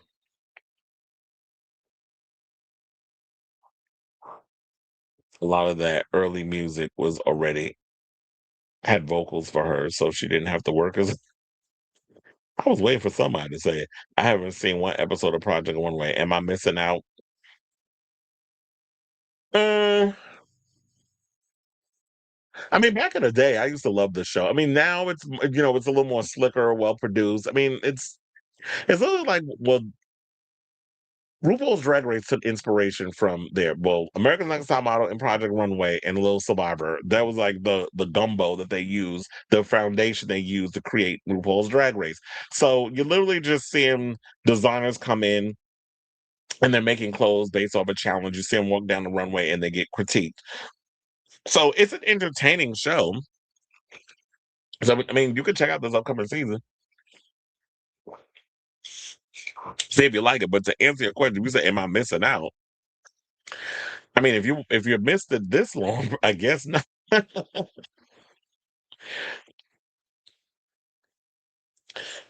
right, y'all. So now let's move on to this topic. Let's get into some homosexual news. Hey, Lil Nas X. Hey, Nazi. Lil Nas X is in the news. It's been a minute since we heard from him. You know, he was going through some things where apparently he got put in a psychiatric hole, 5150, because he was walking down the street in LA at like 5 in the morning in his underwear, like he was the naked musician. They be in Times Square in their little tidy whities and the cowboy boots and said he was missing a guitar and a cowboy hat. And then eventually he was like, he was pumping down the street being a mess. And then all of a sudden he wound up butt ass naked and they had to take him down to the precinct and he was arrested and he wound up going and getting help. So Nazi has updated us on what's been going on. And he was at one point a lightning rod for attention. Um, he was doing a lot of controversial stuff with the music. People was feeling him. He's 27 years old. Now, recently, he went on Instagram and opened up about his experience, fortifying his mental health and rehab, healing from the help of a therapist and psychologist, and moving forward with less fear in his heart. He also mentioned that he's working on the music. More on that in a second. But I do have that clip. So we're going to play that clip and then we're going to come back and we're going to talk. Please stand by. Hey.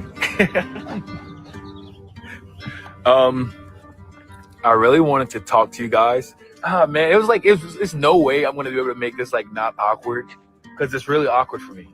But I wrote down a few notes so I can at least like make sure I say the things that I do want to say.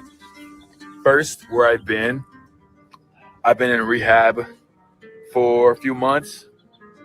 And since then I've been, back at home whether it's in Atlanta with my family or in Los Angeles with myself and friends and whatnot, and trying to ground myself down to earth and get out of my head. I have a therapist now and a psychiatrist, which has been really helpful. When I got my bipolar disorder diagnosis, I feel like I had known for like the past few years, but I didn't want to admit to it because I didn't want to have to take medication and I don't know, have people think different of me. I mean, I'm already like black and gay. Like, damn, God, give me like, come on, black, gay, bipolar. Like, I'm like living life on like extreme hard mode. It's good that he could laugh about it though, because a lot of people take stuff like this seriously or let it define them. But I'm just glad he could find the humor in it, because that's all you can do at this point. Yeah, but on a serious note, like I'm doing much better. I'm doing better. I'm feeling better. I'm creating freely, and there's less fear in my heart, and I'm just like, I'm smelling the roses. I'm smelling the roses, man. It's been 7 years. I've been doing music for 7 years now. That's crazy. Oh yeah, speaking of music, I want to let you guys know that there is new music on the way. And I'm not getting completely to that just yet, but I'm excited to do that. And I'm excited to go on this journey with you guys, this next chapter. Shit. Entourage, like we've been through so much together. Like, thank you guys for holding it down, and I love you, and all I want to do is continue to try to make you proud and make myself proud. So let's go, Dream Boy. Let's go. Well, good on you, Nazi, because he said the Montourage. I actually think that's a clever name that you call in your fandom. Like Beyonce got the Beehive, Rihanna got the Rihanna Navy, Lizzo got the Lesbians, and he got the Montourage. So that's cute. I was like, what would I call my people? The Abaloonies. I was like, that's one of the names. I was like, oh, that'd be a cute name, but whatever. So yeah, so shout out to you, Nas. I'm so happy that you're in a better place. This also, I think, was great that he went online, because it speaks to that possibly that, there's young black men out there, whether you're gay, straight, or whatever, even if you're not gay, um, being black is hard enough. And there's a lot of black men out here who have mental health problems and don't want to seek the help. So if we could see somebody out here like Lil Nas X, who is getting the help that he needs, is looking for to have resources where people can help him and get his mind right and everything, then I'm here for it. I'm here for anybody that sees a situation, hits their rock bottom, and comes to the conclusion that, you know what, I need to go out and I need help. I need some help. Who's in that song? Is that Jelly Roll? Oh wait, no, that's what's his name? The one that looked like a crackhead. He do need some help. Post Malone. He needs some, yeah. So anybody want to go out and get some help? Go ahead. And so, well, shout out to Lil Nas X for this. I am definitely, in regards to the whole music thing, it's like, yeah, take your time, drop the music in like mid 2027 or mid to late 2027, possibly 2028, but get your mind and your body right and all other stuff. Hopefully the medication that you're taking doesn't stifle your creativity, and hopefully you come out with something interesting, creative, fun. Hopefully you're independent and not part of a label, because I feel like the label didn't really know what to do with you or how to market you as an artist. And hopefully you have a sense of who you are and come out with something really fun and interesting and creative, because I'm looking forward to hearing it. So shout out to you, Nazi. And I definitely want to hear from y'all. What do you guys think of this story regarding the latest on Lil Nas X, who has come out and revealed that he is, well, we already knew about the homosexual part, but now he admitted, even though I could have sworn that they mentioned in prior media conglomerates revealed that he was bipolar, but hearing it coming from his mouth pretty much seals the deal, in my opinion. So I definitely want to hear from y'all. Let me know what you guys think of this story in the comments down below.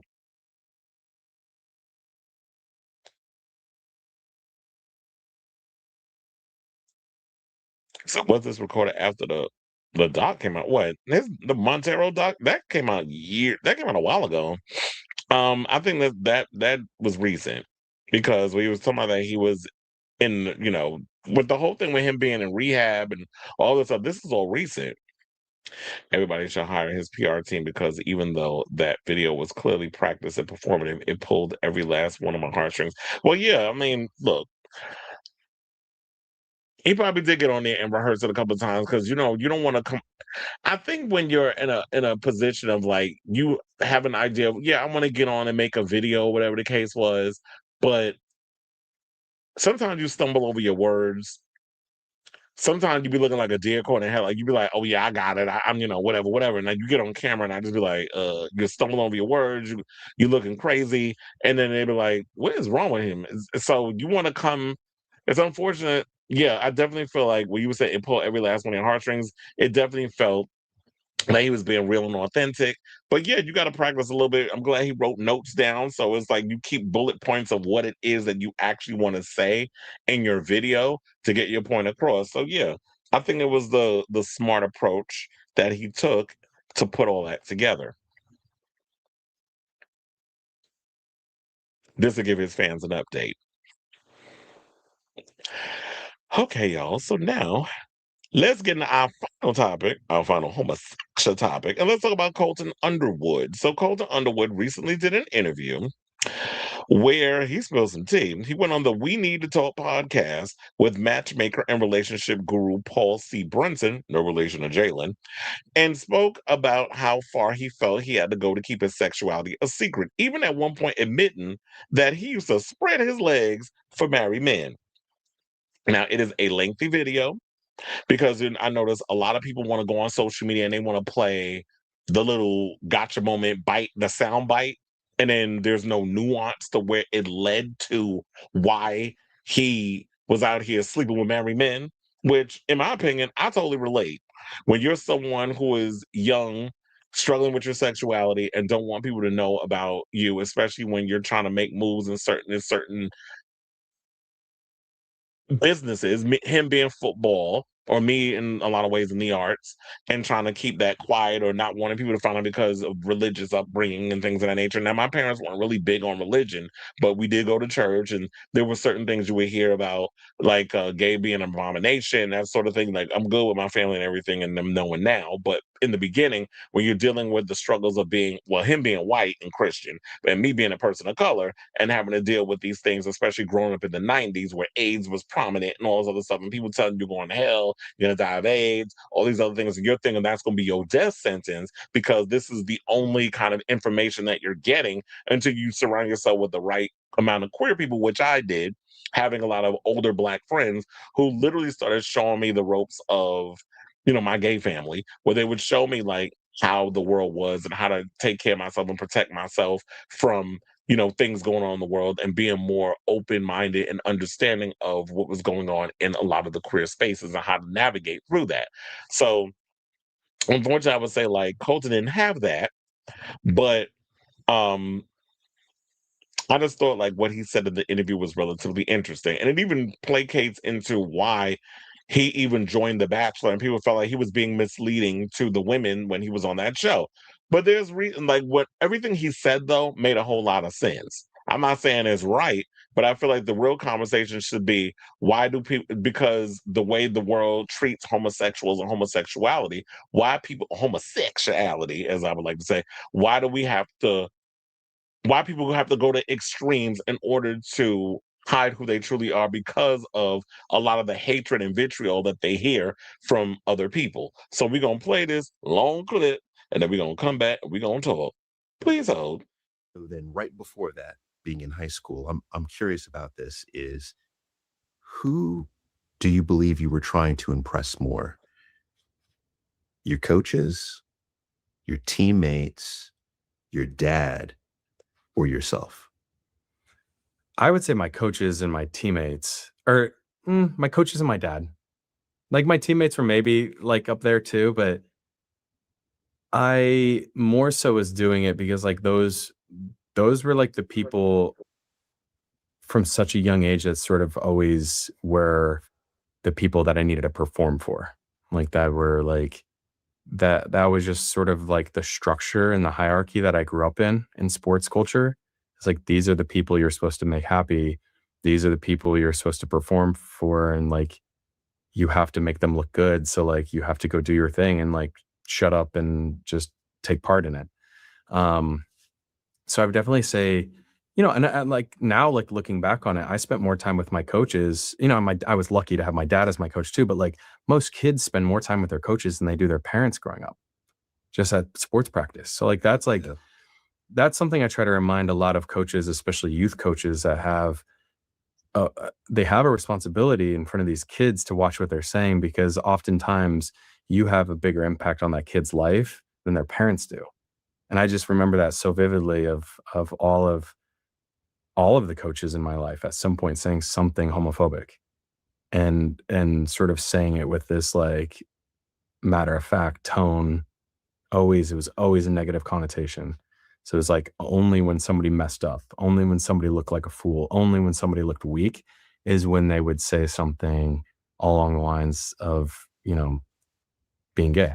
Yeah. And I was just like, so I just remember for me, I was like, it just like, people talk about being like shoved into the closet. I just like have this like feeling of like just being pressed like down into myself, and just, it was rough. Colton, I have to ask, was your father one of those people? Oh yeah, I was. That's the thing too, is like, I'm just as much at times to blame too. Like I was at a certain point in my career, I was a captain of these teams. And, at times I let it go and participated in the locker room banter just because I wanted to blend in. I wanted to fit in. So yeah, I think like that's, it sounds terrible, but like that's part of sports culture right now. And it's sort of like one of the last frontiers it's going to take to like sort of get over that hump, is trying to figure out how to handle it. Just because, I just remember I was like, oh, I can't really take a stance here, because if I do, then it opens me up for questioning. And then I once they ask why I'm defending this, I don't have a girlfriend to back up the fact that I'm not gay. So like, I didn't want to open myself up to that critique. Okay. Did you perform in other ways outside of the locker room to try to continue to create cover? Oh yeah. You did? Okay. I had a folder of boobs on my phone. Did you? Just because that was like a common locker room thing of like sort of the guys peacocking and showing who they're dating and seeing like, look at what this girl said. Like I had no clue where I got them from, like the internet somewhere, and they weren't like real anything. But like, I just always remember if anybody asked me, I always had that to go to just to cover. Like that I think was one of the more challenging parts about being in the closet, is just like the sort of the spider webs of lies that you sort of build, and deceit, and not only from everybody that is in your life, but from yourself too, because you sort of like lose yourself in it. And you're just like, there were so many defense mechanisms that I had that I put up. Yeah. But now, how did you handle then relationships? Because by the time you're 17 years old, you're captain of the football team, you're outperforming, good looking guy, over 6 feet, blonde hair. What color are your eyes? Hazel. Hazel. I was saying they kind of look depends blue. on the light. Depends on the light, right? You got hazel eyes, right? You are considered the quintessential all-American boy. Yeah. So how did you handle women? Poorly. And I think like, sadly, just everything you described is like why they ended up probably making me the Bachelor, is like, it was sort of like, I think even my college football coach called me like the poster boy of our football program. Like it was like, this is everything you want. Like, cause I didn't date, and I intentionally just wanted to, spend time with my sport and training and education. Like that was. And I was also to say, like, that's one of the reasons, like, I was very much like that too. Like, when I didn't want people focusing on the fact that I was into people of the same sex, I purposely dove headfirst into work and so many other things, especially in my schooling and all this stuff, because I didn't want people focusing on the fact that I was interested in people of the same gender. So I totally get where he's coming from in regards to that, and also trying to please certain people, specifically people in academia or even your parents, particularly my father, and like he was saying with his father. So I totally get like when you get in those situations of like when you're growing up and you're trying to be so much for other people and trying to put other people before you because you don't have the thought process in your head of like you need to be focusing on you or whatever the case is. You're always trying to do everything and please everybody else. And so in so many ways I totally get this was relatable in a lot of what he was saying. Were like the main things that I sort of hid behind in a way. But it was really confusing for me because on one hand, I knew I was gay, but on the other hand, I was still a member of, at that time, FCA, Fellowship of Christian Athletes.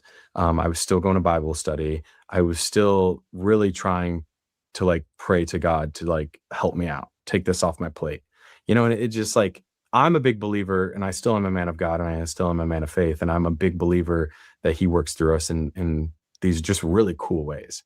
Yes. And so I got that confused with, when you became the Bachelor, that's him working through like helping you out become straight.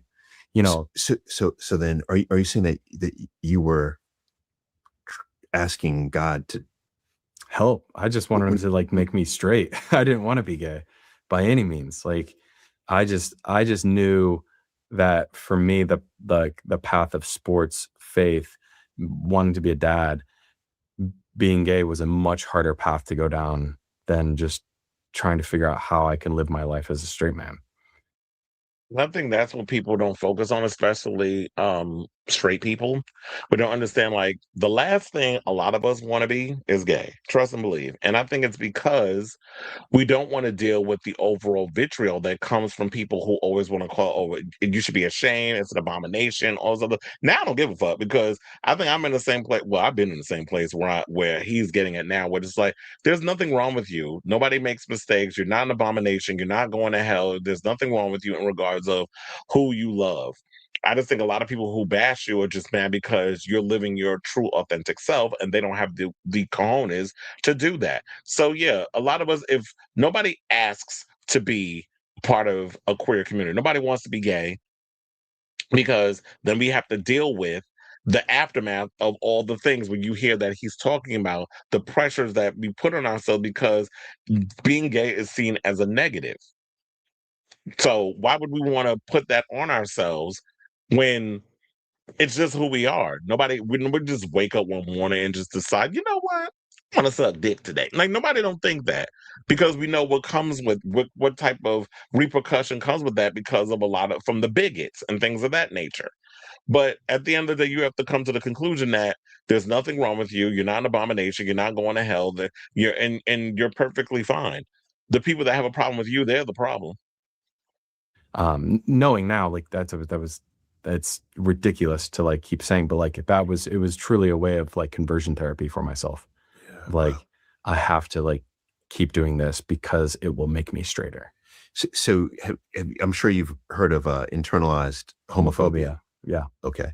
So when I look at internalized homophobia, I think many people think, okay, it's a one incident thing. Yeah. But in actuality, it's chronic stress.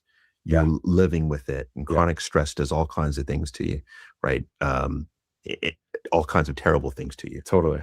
So what were you feeling at this period of your life, 18, 19? How are you dealing with the levels of stress that you were going through? I mean, I remember I would lock myself in my room and I would watch Ellen. Truly, like Ellen was my therapy at times, just because not only just of her story, but just like she just always had like a happiness to her show, right? Like to like just people she had on and like her bits and all of that. Yeah. It's like, it sounds so silly, but like that was definitely a way. Staying rooted and grounded with my family. Like I was 35 minutes, I went to Illinois State. It was 35 minutes away from my family house. And so I would drive back on some weekends and go fish, just being in nature. I always like found a way to just distract myself and like throw my identity into something else. Because if my identity was in something other than myself, I didn't have to sort of look myself in the mirror and, identify as a gay man. So I was always trying to, throw my full identity into whatever I was doing. Okay, fair enough. Do you ever try to then continue the facade by dating women or at that time? Yeah, I would go on dates. I wanted to be seen just enough so people couldn't question me.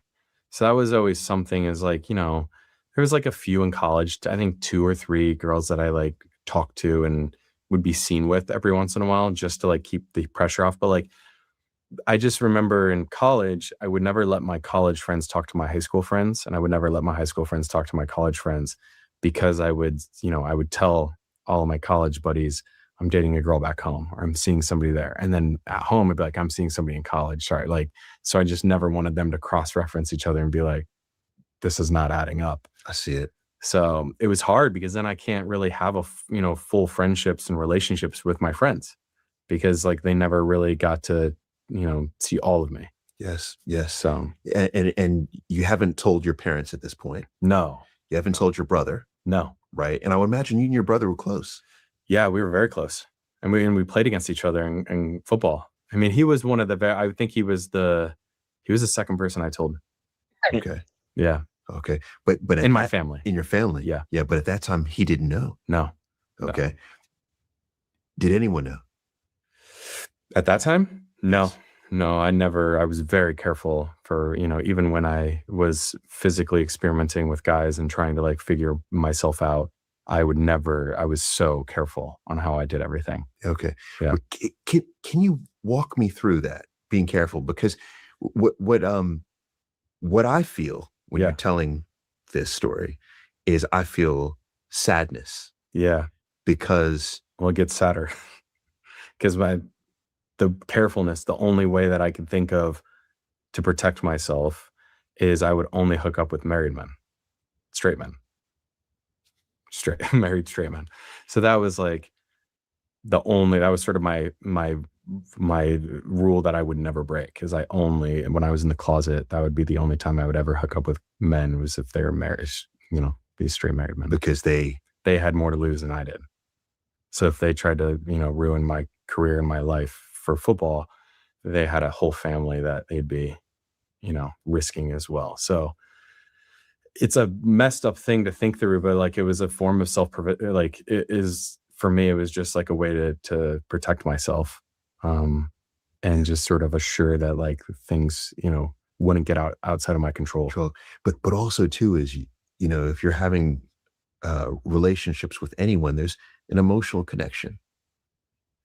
I was very good at taking that part out. Really? Yeah. And then, to be honest with you, like that was a really hard learning curve, even with my relationship with my husband now, is like, I'm very, very good at, I can cut my emotions off. Like when it's sort of a skill that I don't like that I have, but like, I'm very good at separating my emotions from myself when I need to make decisions. Okay. All right. So yeah. I can totally relate to that as well. And I think that comes with when you're trying to be careful and not have people find out certain aspects of yourself, so you can take emotions. I think that's what a lot of men can do, particularly gay men, that we can separate being emotionally connected to someone in an intimate way versus when we hook up with people and it's just strictly physical. And I think that it is kind of crazy to hear, like, yeah, the only way that I feel like, because I was pursuing a career in the NFL, I was, I'm an athlete and those other stuff, and the only way that I know that nobody's going to snitch on me is if I hook up with a married man who ain't supposed to be doing the same shit that I ain't supposed to be doing, based off of, me, my religious upbringing and the teachings that they teach about gay being wrong. With them, you're marrying people under false pretenses because you don't want people to know what you really are into. So you're trying to perpetuate a certain societal norm, a sense of normalcy, where you go and marry a woman, marry a woman, have the house with the picket fence and the kids and the dog and the 2 cars, and trying to live that whole white picket fence lifestyle. Whereas because you feel like I'm trying to move up the corporate ladder, whatever the case is, and you can't do that as an out and proud gay man. So there's a lot of different things, crazy twisted things that we all tend to bend ourselves like a pretzel in, or mentally we take on because of pressures of society, and then of course with the ideology of homosexuality being considered a negative. So I know, like, it is trustable. It is wrong to be out here opening your legs for married men. But I totally understand, like, when you feel like you have a lot at stake, and the only way you know that your secret will be protected is by going for people who also have a secret to protect. So you got two people with secrets being combative and coming together and joining forces, and then y'all just hunch and then do the yum yum bouncy bouncy, whatever you want to call it, and then go your separate ways. So I just thought that this was a fascinating. And now it's like me, I'm always about trying to do deep dives and get an understanding of what's going on in people's psyche and why they do the things that they do. So that's why when I saw this whole scenario, I was like, I need to play the whole thing. I hate when people go on things and they play like a sound bite, and then you get people like, well, he still shouldn't have cheated. He still shouldn't have been raped. We know all of that, but to understand that human beings are complex and things are not as black and white as we try to make them out to be, whatever situation, especially when you're in a DL relationship. I just wish, or you're just DL, I just wish that we were in a world where people could just be free to just be themselves, explore parts of who they are, and not have it so that men always have to be emotionally disassociated from things going on. So I just hope that as men, we could just start working on being in tune with our emotions, being more open-minded, being more open, just things in general. I mean, I feel like as I get older, I've been starting to get more into that because I was immensely closed off when I was a kid. Um, from my emotions and things of that nature. But I tap into it now. I'm a little more intuitive. Follow your heart, your intuition. Shout out to Jewel. So yeah, definitely check that interview out if you can. It is wait, hold on. What is it called? On YouTube. The We Need to Talk podcast. It is on YouTube. If you want to check it out, he's got 614, 615 because I just subscribe. He got a bunch of he got a couple of subscribers. Definitely go check it out if you can. It is a very good interview. It'll run you 139 minutes, but it's a deep dive into Colton and understanding him. And I feel like because he has been given a bad rap based off of, the Cassie situation, I get it. But I'm sure all that played into why. I mean, hopefully, because I ain't watched the whole interview. I just saw that scene and I was looking for it. I was listening to it. I only watched like half of it. I didn't get to watch the whole thing. So, hopefully, they touch on that in the interview, which gives people an understanding on why he behaved the way he behaved in regards to that Cassie Stalker incident. So, yeah, I definitely want to hear from y'all regarding this story. What are your thoughts? Whatever they are, let me know in the comments down below.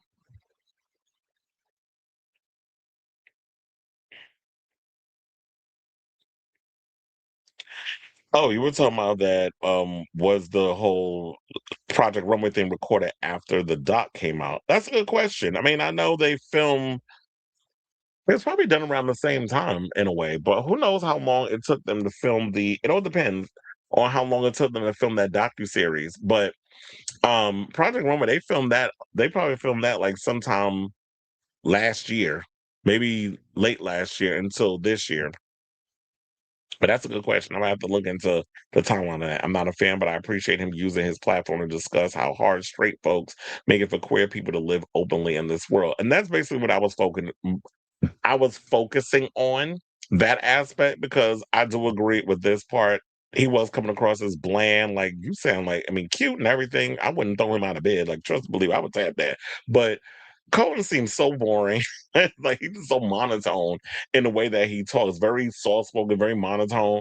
And that kind of like, girl, this is one big snooze fest. But the overall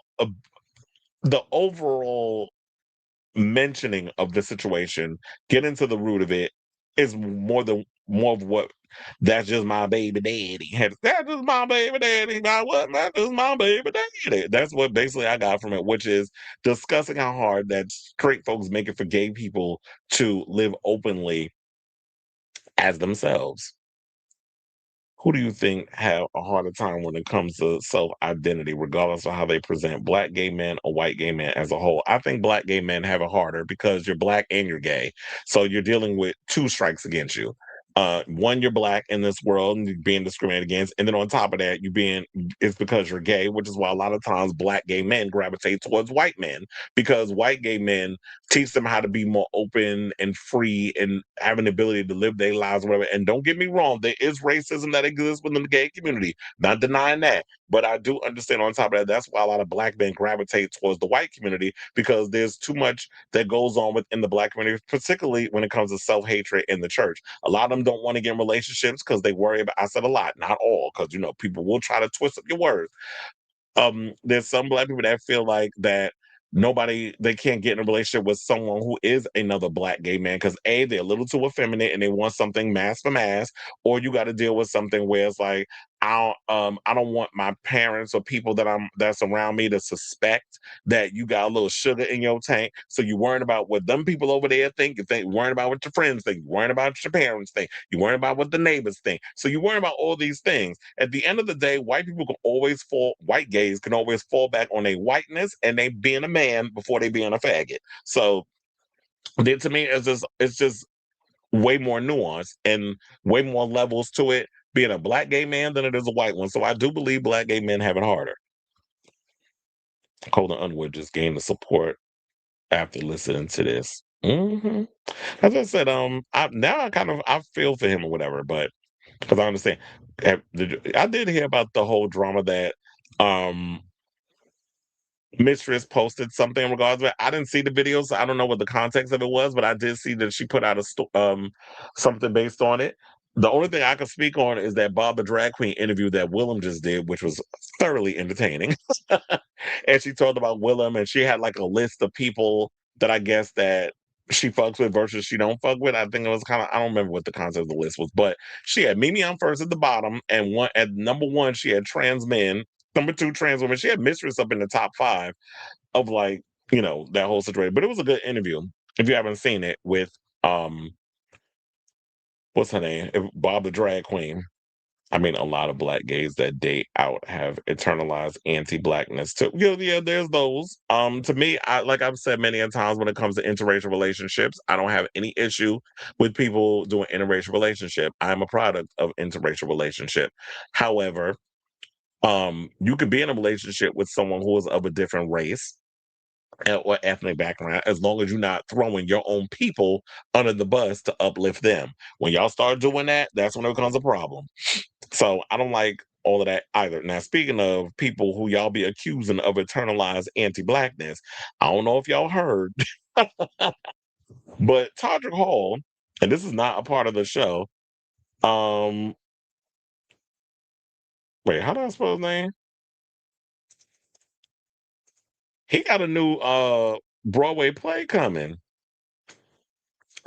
Let me pull that up. You know what? We're just gonna have to we'll make this a part of the show. So yeah, Todrick Hall got a new play. Speaking of which, hold on, let me create the banner.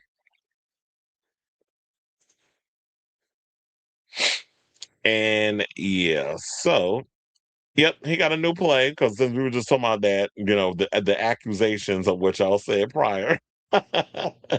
He got a new musical coming out called Midnight, and is heading to New York and saying that it could change minds and hearts.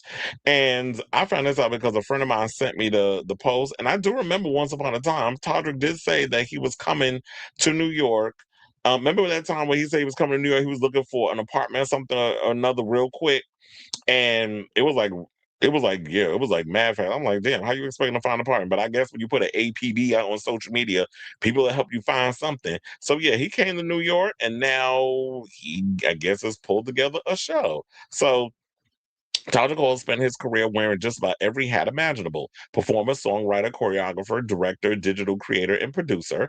This fall, he's adding another title to the list: off-Broadway music creator. Following 2 sold-out engagements in London, Hall's original musical, Midnight, will make its New York premiere at the Darrell Roth Theater this September. Written and directed by Hall, 41, the sung-through production explores class, empathy, human connection, identity, and race through the lives of 12 interconnected characters living in the American South during the 19th century. For Hall, however, the journey to midnight began long before rehearsals and opening nights. 6 years ago, frustrated with the state of the world and a level of division he had never experienced in his lifetime, Hall sat down to write a show he wanted to see. Well, that's when always the best work comes. But they always tell you the secret weapon is write what you know or write what you would want to see on the screen. One of my dear friends and mentors, Michelle Visage, posted on social media, "Artists, this is the time that you need to create."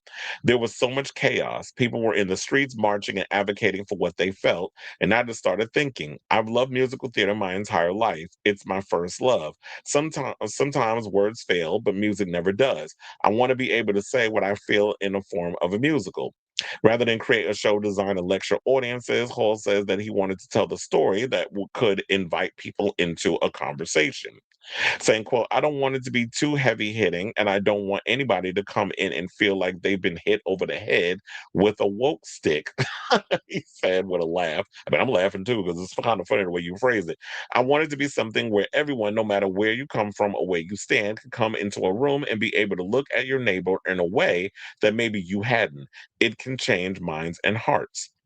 That vision took years to fully realize. Paul says the first year of development produced only a single song as he spent time getting to know the characters and discovering the world they inhabited. The writing process starts long before you put pen to paper, he says. "I started thinking about the characters and sitting with them. I find inspiration in everything. It could be something as big as going to an opera or a ballet or some verbiage on the back of a cereal box." As the project evolved, so did Hall's ambitions for what Midnight could become. "When I started writing this show, the world was locked down," he says. "Something happened during that time that Barbie was coming out and the Wicked movie came out. For the first time in my adult life, I felt like movies were becoming experiences." Now, inspired by that cultural shift, Hall stopped thinking about Midnight solely as a musical. "I decided I didn't want to just make a musical. I wanted to make a movement. I wanted it to be an experience." Now, of course, bringing an original musical to New York is no small feat. Hall admits there were plenty of moments where he doubted the show would ever make it to the stage. Every day, he says, when asked if he feared Midnight wouldn't happen, I'm starring in Imposter Syndrome, the musical, in my head." The experience also helped Hall embrace a dream he hadn't always felt entitled to pursue. "I haven't seen a lot of people who look like me in a Broadway musical, composer, Hall of Fame," he explains. "I've always been obsessed with Stephen Schwartz and Sondheim and the Rodgers and Hammersteins of the world. I was raised on those artists, but I've never seen someone who looks like me amongst those people. And it wasn't until the pandemic that I truly believed that a face of mine deserved to be in that Hall of Fame as well." Now, Hall is preparing to introduce what he affectionately calls his musical baby to the New York City audiences, saying it's a story that no one's heard before. The only way they can hear it is go to the theater, turn their phones off, and go on this roller coaster with the characters in this story. The show's emphasis on empathy is deeply personal for Hall, who says his own life experiences shaped any of the themes explored throughout Midnight. Saying, "I have felt misunderstood in my entire life as a queer homosexual man growing up in Texas," he says. "As I get older, I look at these moments that might have made me cry in my adolescence as gifts that help me create better art. I'm able to speak to the people that are who are underdogs or who feel cast out. I'm able to inspire people who dare to color outside the lines." Now, for Hall, bringing the show to New York also represents a full circle moment years in the making. He says, "You don't grow up a poor kid from Plainview, Texas, of all places, thinking that you're ever going to be able to go to New York, let alone grace a Broadway stage," he says. Having already appeared in 5 Broadway productions and multiple West End shows, Hall views Midnight's off Broadway premiere as a victory in itself, saying, "So many times in my life, I've gotten to the finish line and not appreciated the journey. I'm making sure that every day I wake up and say, I'm so grateful for the hurdle I'm jumping today. This, in and of itself, is a humongous gift to me."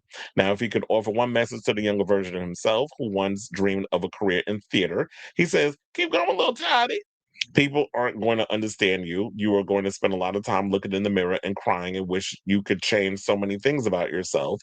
but those scars are going to end up being your superpowers, and you're going to be able to change the world one gay musical at a time. So if you're interested in checking it out, performances for Midnight will begin on September 12th with the opening night set for September 27th. The limited engagement is scheduled to run through November. So, you know what? I'm here for anybody who's willing to make their dreams come true, and I'm glad that he's out here finally zipping it and doing it. Because, like I said before, I remember when Todrick did that whole little quick thing of trying to look for a place in New York. I'm like, why is he trying to move to New York all of a sudden? Because wasn't he doing a musical on Broadway, whatever the case is? But he came here to make his dreams come true. And I think we definitely need to see more diversity on the Broadway stages. And to me, even based on me watching this past the Tonys that happened, what was it, like 2 weeks ago? It seemed like they were being a little it was becoming a little more diverse, and we're starting to see more queer art on the Broadway stage. We definitely need it.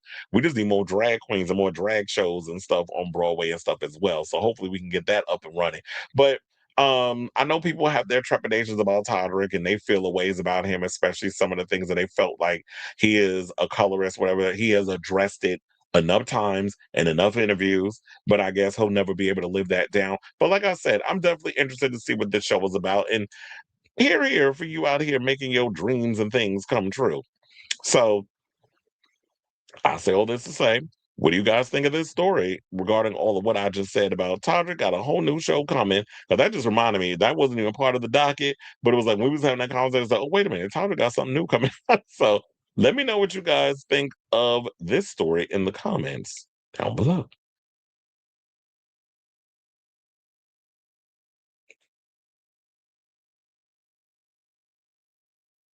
There's a record store day event the last weekend of June to promote Confessions too. Lots of stores are listed all over the country. Well, good for my time. I'm glad that she's out here. My last lashing of the day. Music career flopping, directing career flopping, crickets when it comes to choreography. What space can I invade next? Well, look, he going to Broadway. Guess who's rated Olivia Munn? I was gonna say Olivia Munn. Olivia's album a strong 8. Fantano. He actually liked it. I'm shocked at it. Said a 9, but gave Slater a strong 6 to a light. And that's because even though Olivia Rodrigo does like it is a lot of guitars, a lot of synths, a lot of that stuff. Her and then the lyrics are deep. The musically is a very simple album. It's I mean it's ambitious, but it's also simple. The fact that Slater's out here doing things where it's like the gays are relating to it more than any other demo. It's just, Fantano, he has a hard time accepting that type of thing, but whatever. 1 point away from a 10. I was like, ciao bye. Now, I did like the Olivia record, but the fact of him hating on the Slater album, I just be side-eyeing him. We can't take Miss Fantano seriously. But anyway, all right, y'all. So we are done with the end of today's show. I want to thank you all for tuning in to the latest episode of Chris Avalon Unfiltered. Hit that like, subscribe, smash the notification bell. Also, hype the channel. Follow my new Patreon, which you can catch down in the description, or my other social media conglomerates. I'm going to be busy this weekend, so I probably will be back on Monday with a brand new episode. Well, I definitely, even though he get on my nerves sometimes, I wouldn't mind him squatting on my face. So Fantano can get it. So yeah, even though he does, but that'd have to be an anger fuck between us because he does get on my nerves sometimes with them reviews. But anyway, so love you all for watching. Thank you for your continued support. And until next time, ciao, darlings.